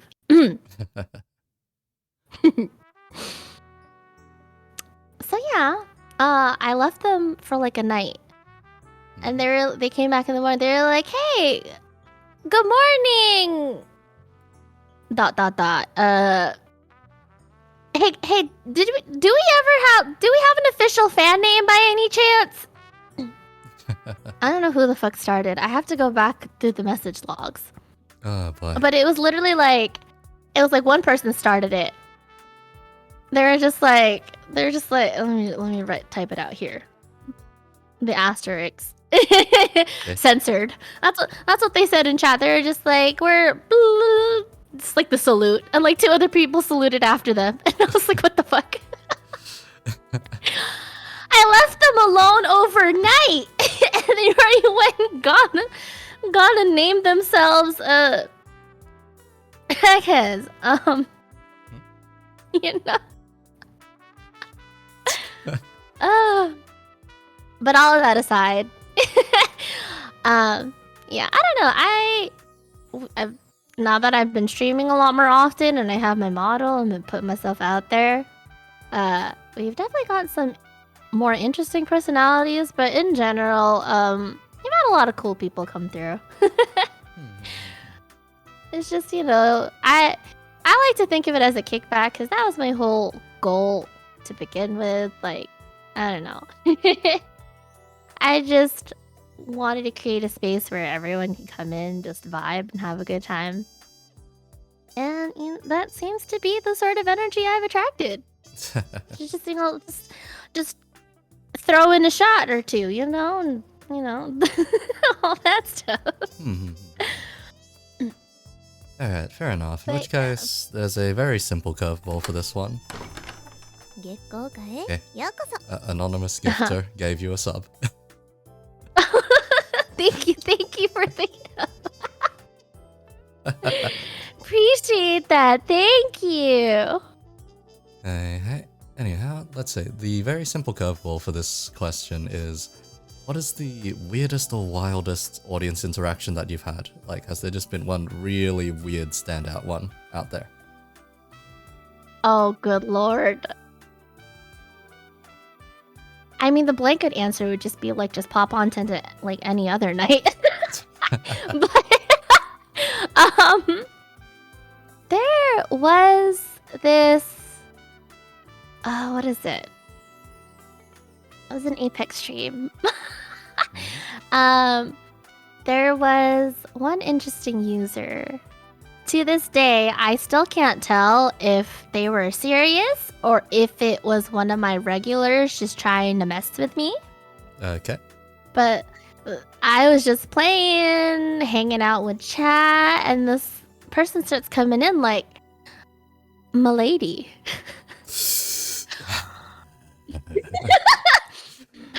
Milady, wow. How do I say? Milady, you look absolutely divine. I'm kidding, they didn't say that exactly, but they might as well have just said that. Yeah. Oh god. They're like, "Milady, I love your design. Oh, Milady, you got this kill." All that stupid shit. Just like really tipping on their biggest, most fanciest fedora in chat, right? And they were just like, I don't know. And I mean, this isn't my first time running into those sort of personalities. So like, you know, I just, you know, they said all these nice things and I was like, okay, cool, yeah, thanks. End of sentence, end of statement. That's all. Even when they kept saying like how pretty I was and how wonderful I looked in this light, even though, mind you, I was still using a, what is it? I was still a PNG tuber. I didn't even get my model then. Oh god. And it got to one point, got to one question where they were like, "Milady, if I may be so bold to ask, what's your current relationship status?" Oh god. One of my mods were just like, "Please stay on topic," and I was just like, no, please, no, please, no, please. I've had this hypothetical answer sitting on the back burner for ages now. Because I knew being a woman gaming streamer on twitch.tv, there would be times where I would come upon this and I was like, this is my moment. Oh no. So yeah, after all the quote unquote sweet talking, right? He pops the big question. He was just like, "Ooh, what's your relationship status? Are you single?" Right? And then before he can finish, he was just like, I was like, "Oh yeah." He asked the question, and I was like, "Oh yeah, so I'm taken." For granted.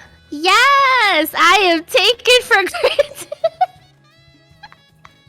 And like right when I said that, he was just like, "Oh, would you mind if I like inserted myself in your relationship?"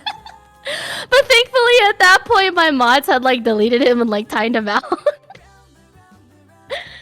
But I was so happy to have gotten that off. What the fuck?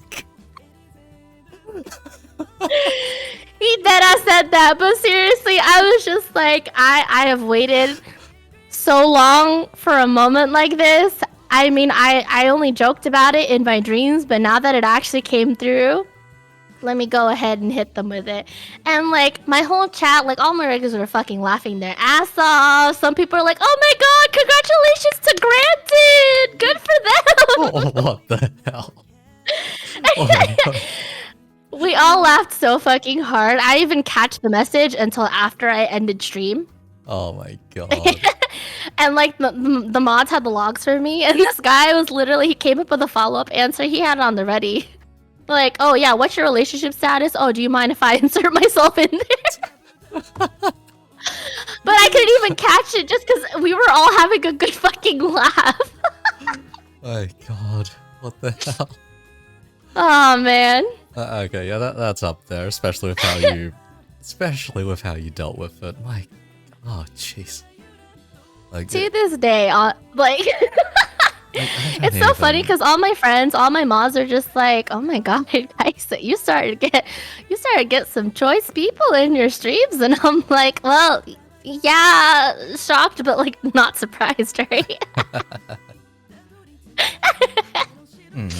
But yeah, thankfully, that happens to have been, the only event, only situation similar to that. Otherwise, everyone else has been chill.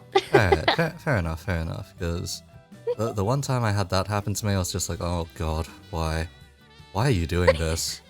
Like it was during a writing stream, pretty much, and I was like, Oh gosh. Because yeah, I do those on the off time here and there, just because, well, need some reason to keep writing when it's not work related at least. And yeah, doing a writing stream, some guy comes in and immediately calls me milady. I'm just like, you're hearing this voice, right, buddy? You sure you want to do this? They keep the milady act up for about half an hour in total, and at some point they even sent through an entire poem, and I was just like, you fucking what? You like on that stream, let's say a couple of friends caught a screenshot and they were just like, can't tell if Eco is dying inside or laughing his ass off right now. It's just my most deadpan stare possible, just like, oh, kill me now. Oh man. Yes, they stuck around for half an hour and I'm just like, I keep saying milady or lady, I'm like, do you not see this? Do you not hear this? Do you not perceive, per se? Because I do put it very simply when it comes to it. I'm just a guy who likes cute things. That's about it. Right? Can't hate that. That's about it. And the original design I actually had drawn androgynous on purpose and left it up to artist interpretation, however people wanted to draw it. 90% of people just draw it straight up as a chick, Kaiman included. I was about to say, when I looked at your design, I was like, oh, look, I feel like this would have gone a more androgynous type beat. But then again, Cayman is both the mom and the dad here. And Cayman is also a cute girl connoisseur, so you know. Yeah, it's only natural. There are a couple of elements which are just pure Cayman core, essentially. So when he was drawing the model up, he'd zoom in on certain parts and just be like, hey Ika, look at this. Shows the thigh squish, shows the armpit. I'm like, I see, buddy. I see. Good work. I sure see it, bud. You're sure perceiving this. Yes, and then one of the more major things was I was like, I do want a short hair version at some point. Halfway through the model creation process, Cayman just sends me a photo. He's like, here. This is a statement. This is an assertion of dominance. Because yes, if there is one thing that Cayman is known for, it is short hair. I've known the guy long enough that I can more or less distill his taste down to a couple of things, but yeah.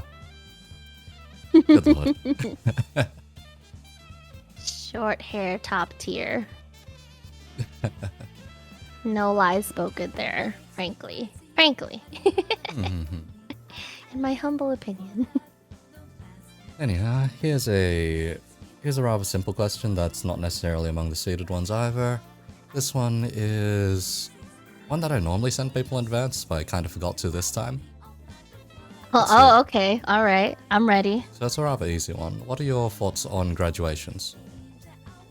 Graduations? Oh,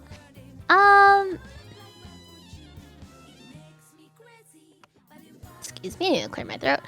I mean, I can see what those announcements do to people.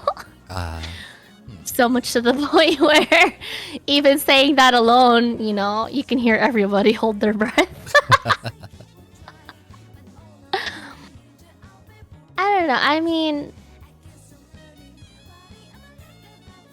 you hate to see them go. You love to watch them leave. No, I'm kidding. Sorry, that doesn't really work in this context. I mean, dear. for me, you know, not just like me as Kaisa, but just me as a person. I mean, I am quite familiar with the term of ending and loss. You know, for me personally, when I look at stuff, like nothing good lasts forever, or nothing in general lasts forever. And that goes for either the good or the bad, right? Yeah. And so, it sucks. It sure does.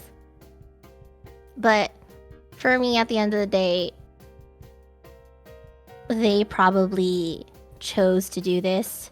Like, sure, it's hard enough on us, the viewers of someone who's graduating, but it's probably the hardest it is on the person graduating themselves, right?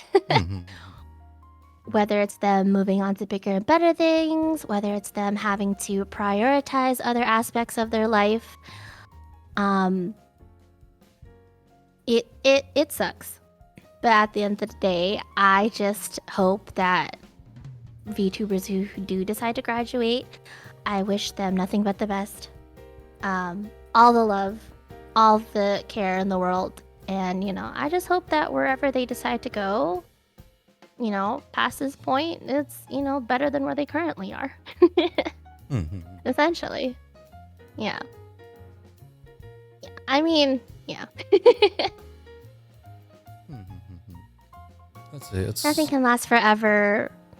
But rather than focus on the end, I like to focus on, you know, the time you have with them now. The time that they have given you leading up to that point. Rather than mourn the loss of something, be happy that, you know, this enters change. Whether for better or for worse. I don't know. For me, I've come to learn that our lives are lived in moments.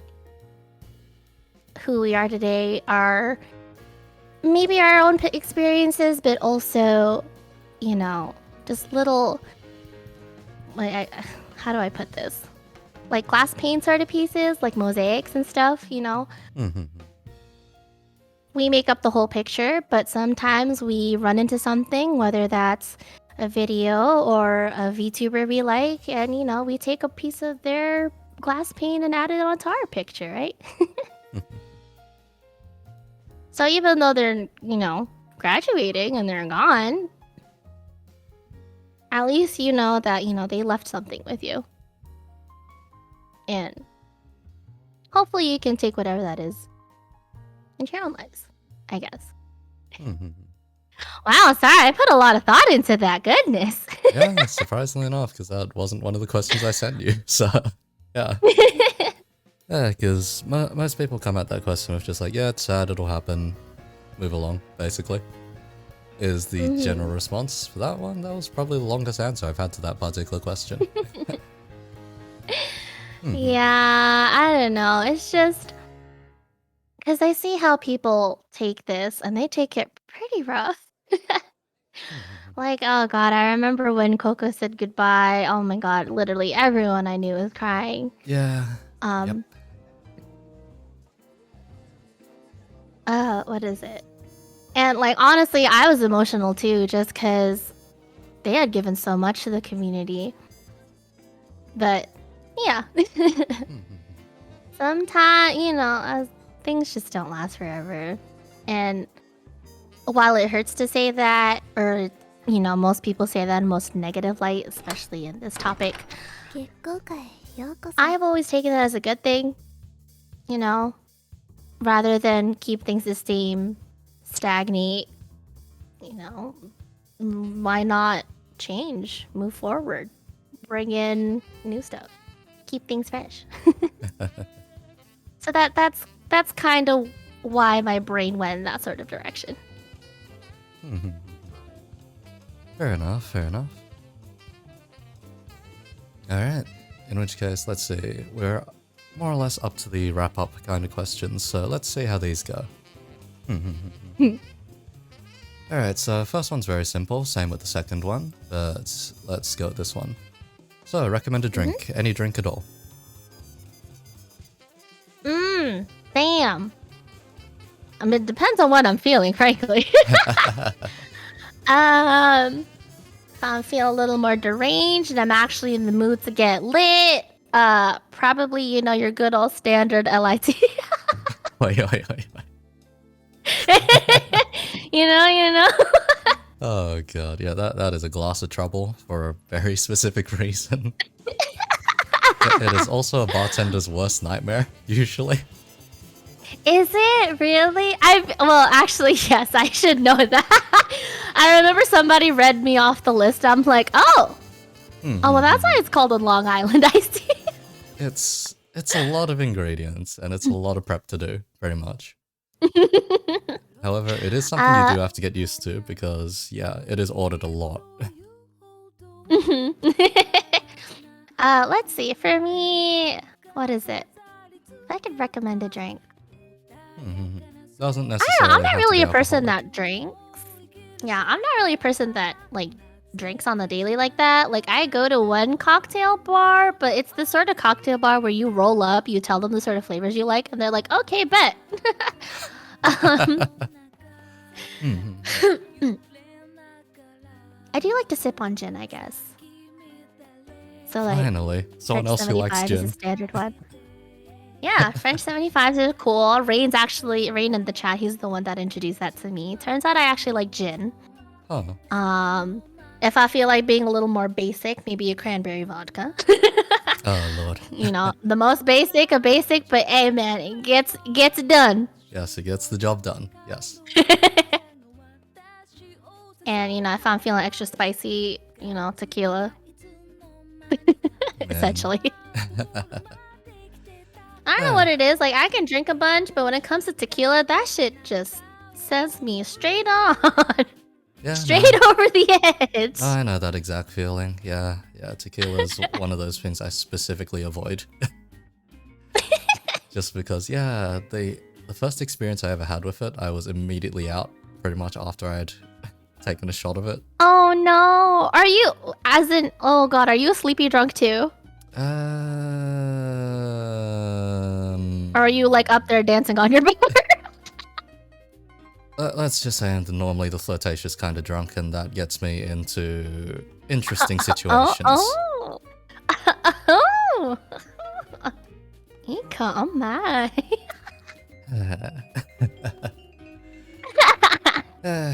All I'll say is Cayman has seen me drunk on multiple occasions. That fella probably has a story or two thanks to that. Reminds me, I should ask him about him.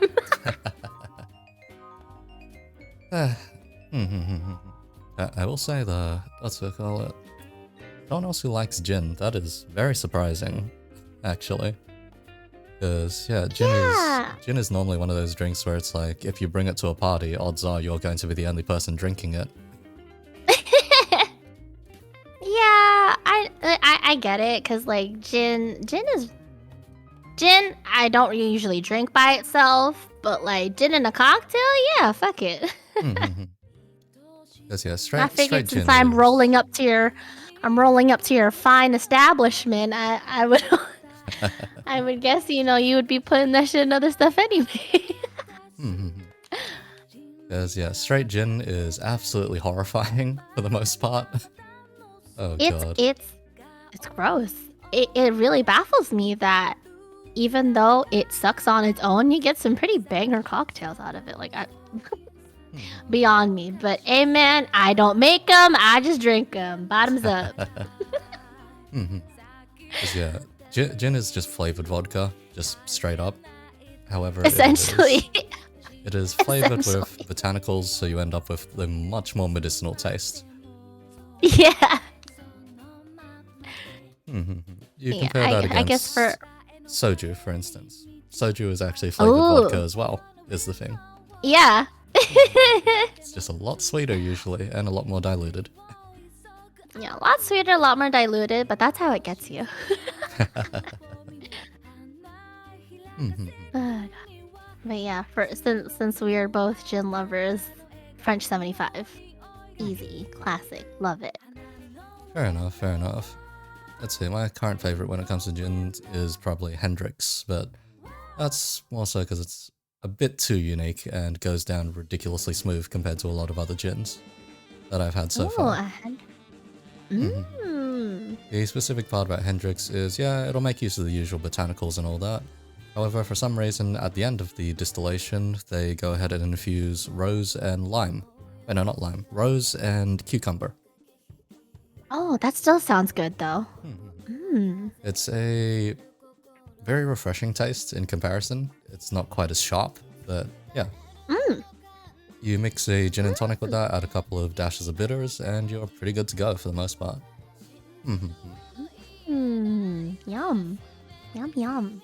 Oh god, yeah. One fella in chat who questions that if you ask a bartender, you're going to get very specific drinks out of.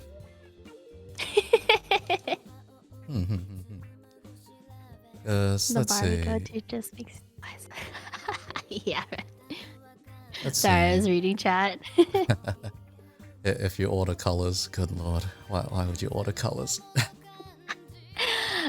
Listen, because the thing is, this certain cocktail bar we go to, I trust them. When I first went there, I did tell them certain flavors that I liked. But they just came out with non-stop bangers, like literally back to back. So I was just, at this point, I'm like, shit, I don't know, surprise me. I thought I was being annoying, but I don't know. One of the bartenders, every time they saw me roll up, because before, everything came down, with the COVID and otherwise, we would roll up there pretty much every week. Oh. And every time they saw me come through the door, their face lit up. And as soon as we sat down at the bar, they were just like, okay, what color are we starting with? So I was just being silly with it. I was just, trying to find a fancier way to say surprise me, but they ended up running with it. Oh, God. And I guess they must have really enjoyed it, too, because with how crazy this year was, we went back to them, and we put in our name for the reservation. And they were like, oh, yeah, we kind of remember that name. And then they said something about, oh, yeah, Rain said, I came with the girl who's always ordering colors. They were like, oh! 1 second here, I am completely deaf right now because for some reason my headphone cable has decided to stop working, so give me a second here. Oh no! Rip headphone cable. Literally died 2 seconds ago. Okay, things are back working again. I have no idea what happened. Great. I need to replace a certain jack, I think. Yeah. Oh, phew. Okay, I was like, shit, am I gonna have to start talking to chat? No, I guess we had our turns. But yeah, I've done kind of the same to a different cocktail bar, just off here in Sydney, just a random place, tucked away in an alleyway. One of the very few... That's how you know that shit's good. Well, one of the very few actual just proper cocktail bars, essentially. Nice. Uh-huh. I think one of the odder things I asked was, yeah, just give me your dirtiest drink. What do you got? They took it quite literal. They just served me a olive gin and tonic. Because if you ask for dirty flavors, normally they will assume straight up olives, pretty much. Yeah. I mean, that's what comes to mind for me. I think the oddest drink that I do order on a constant basis is a last word. This thing is... How does one describe what a last word is? A normal last word is meant to be like kind of sour, a bit refreshing, kind of. The way this place serves it kind of tastes like you're drinking the lawn.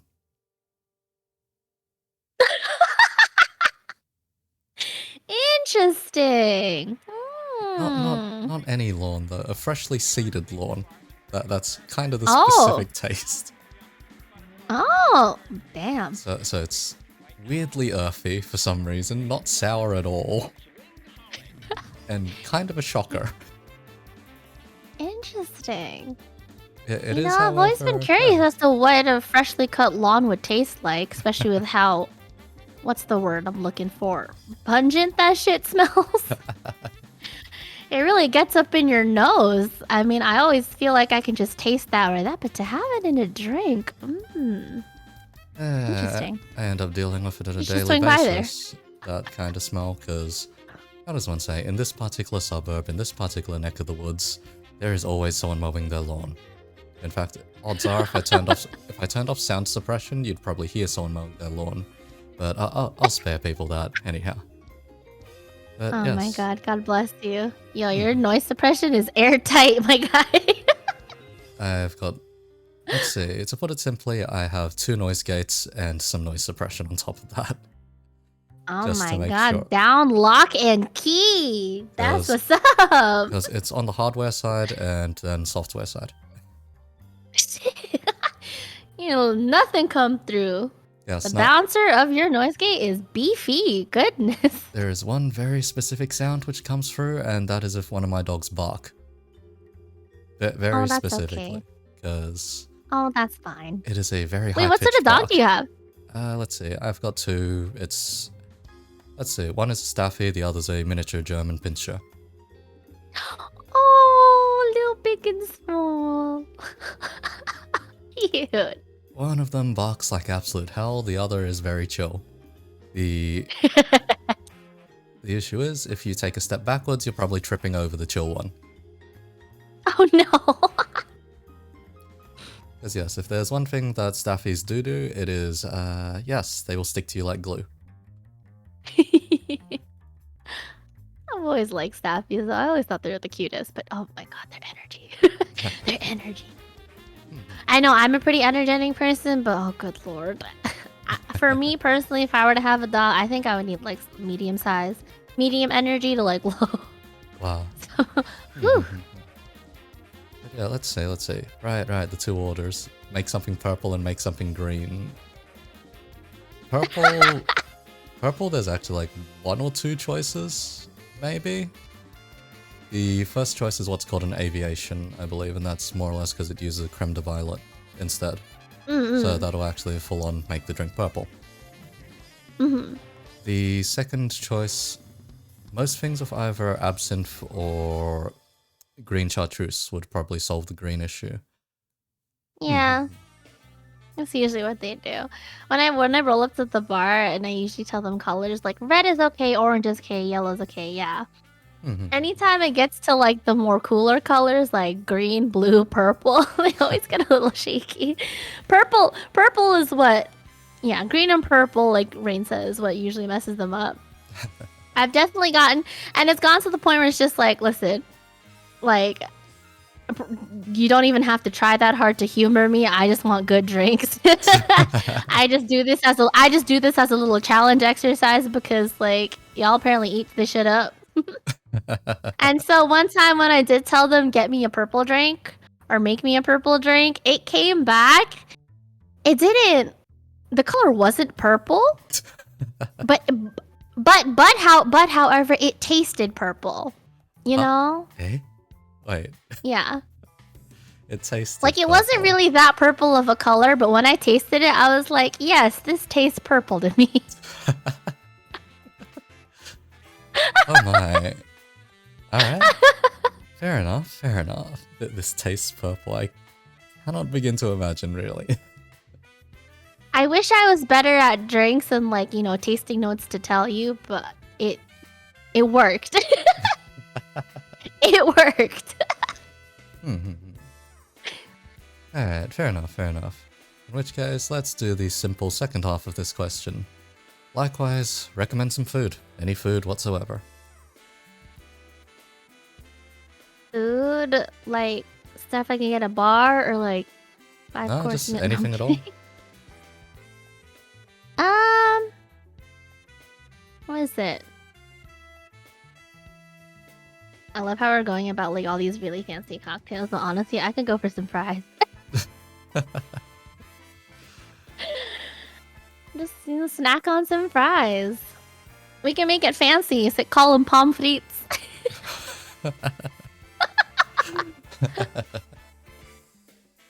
Okay. Fries. Fair enough. Oddly enough, the fanciest fries I've had were thanks to Cayman, actually. Oh? Yeah? How does one say? There's this burger joint on Broadway in the city, and it's just...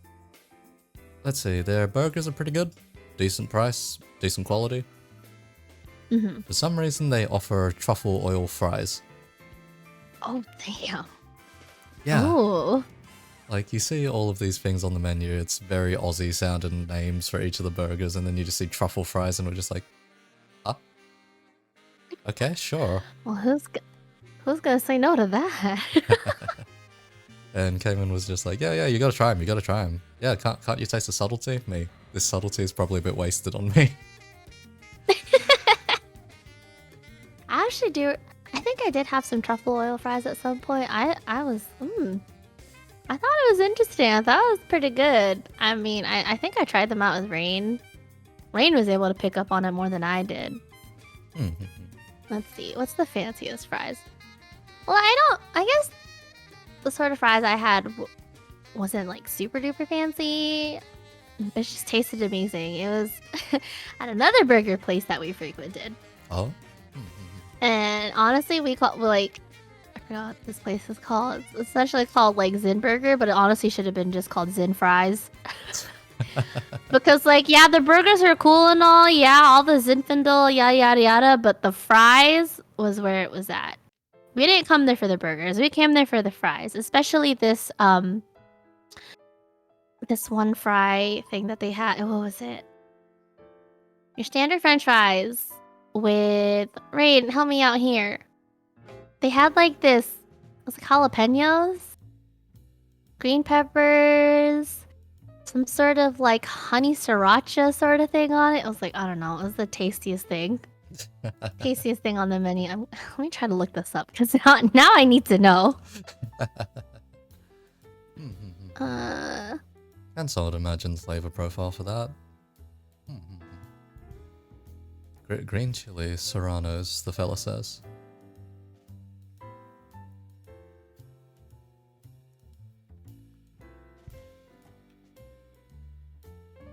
Fries. I got it.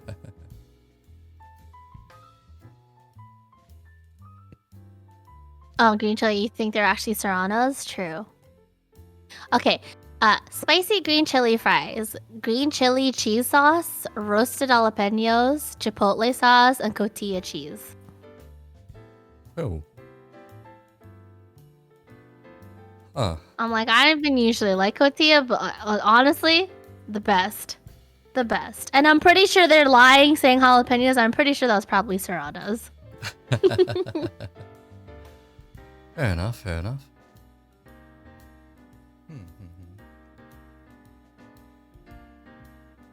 Fries, though. That being the first thing that comes to mind.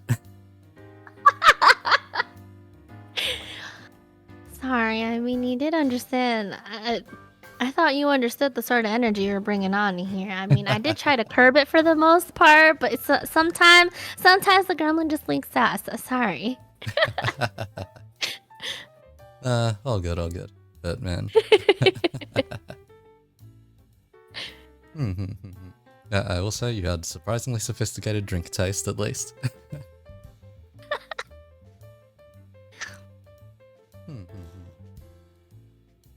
Because yeah, if right. If there was one odd thing I did remember out Cayman, it was like, wait till I mix you a drink someday. I'm like, buddy. Because there are two people which end up with a lot of alcohol in my life. Cayman's one of them, my best friend's one of the others, and they're both just mixologists. They will mix literally everything. Alternatively, talk about the dry-aged T-bone. Oh god, that's also a good one. Dry-aged T-bone? He said one recommend... Eco said one! He said one recommended. No, let's hear about the dry-aged T-bone, because the thing is, I'm actually not that particular on steak, is the thing. Oh, really? Yeah, in fact, most people would probably call me a heretic the way I eat it. I normally cook it to medium, so... Medium? Medium? Yeah. Here you go, medium. Mm-hmm. Oh. I see. Yes, I that mean, hey, man, is... you live your best life, man. Live your best life. Yes, it's one of the more contentious things that I do. Honestly, hey, you know what? I would rather you say medium than go past medium. Like, even like medium well. If you said medium well, I'd have been like, oh, sorry, Ika, it was a pleasure to be on here, but I gotta bounce. My fish died. I don't even have a fish, but I just gotta go. So yeah, medium is acceptable. Medium is acceptable. I know anything a little rare is, can be a little spooky, but this one place that we get this dry age from, I trust them with my life. Well, at least the life of my meats, at least. But yeah, this one steak place that Reed and I frequent, they have a dry aged steak for 2. It's pretty much this big old T-bone. What is it? Your New York strip on one side, the filet mignon on the other. It was the New York? I don't remember. But yeah, both of them cooked to perfection. And I believe they age it over how many now? It's like, is it like 32 days? Like a little over a month? Yeah, 32-day aged. It was 45. No, 45 seems a little too long. 45. Oh shit, it is 45. Okay, 45-day dry aged steak. Ooh. Enough for 2. And you have these amazing sides with it too. Our frequence is their amazing garlic spinach. I don't know how they get the cook on it so well. But for some reason, they were able to ride that line of spinach where it's not super bitter, but also not completely wilted. And they also have the most creamiest mashed potatoes. Like, probably my favorite way to make mashed potatoes. Oh, wow.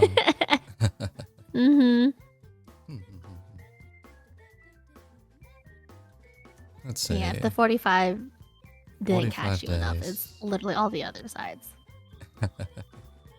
Like, it's not super funky, but the complexity is just, sends me to wonderful places. Fair enough. God, yeah, thinking of cooking spinach though is literally just, oh yeah, I dump all this grain in a pan, I come out with very little grain in the end. But where did it all go? Please. You dump like a tub worth of 2, and you come out with 2 pieces, That's just how it goes sometimes. Yeah, that does tend to be, like, God, I think one of the few ways you can probably get away with it without it, like, shriveling up like crazy is probably if you steam or blanch it, but that comes out with a very, very different flavor. It's just sad. It makes it sad. Yes, it tends to be very sad in comparison.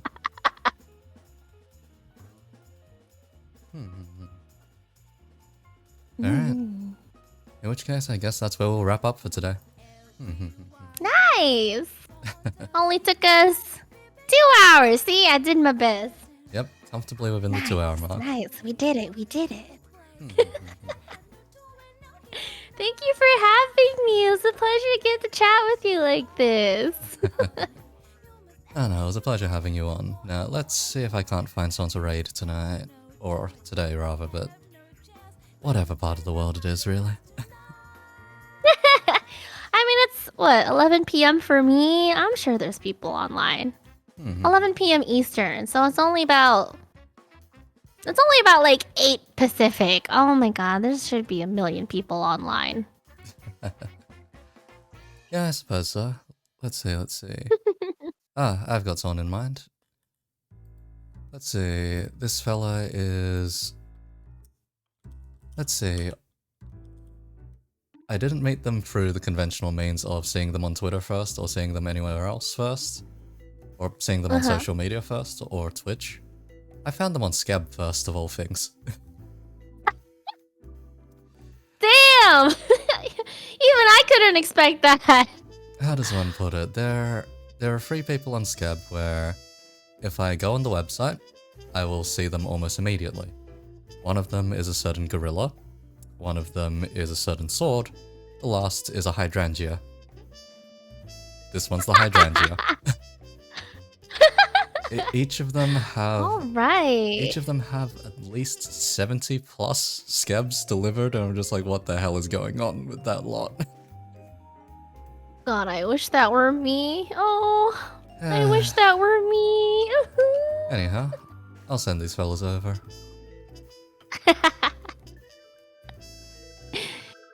Well, yeah. again, thank you for having me. Yeah, it was a pleasure It's a having you pleasure on. to get a chat with you. We should definitely hang out more, though. Would be super down for that. Hey, sure. Alright, for now, I'll just shoot this to an ending screen and then send these guys off. Achoo!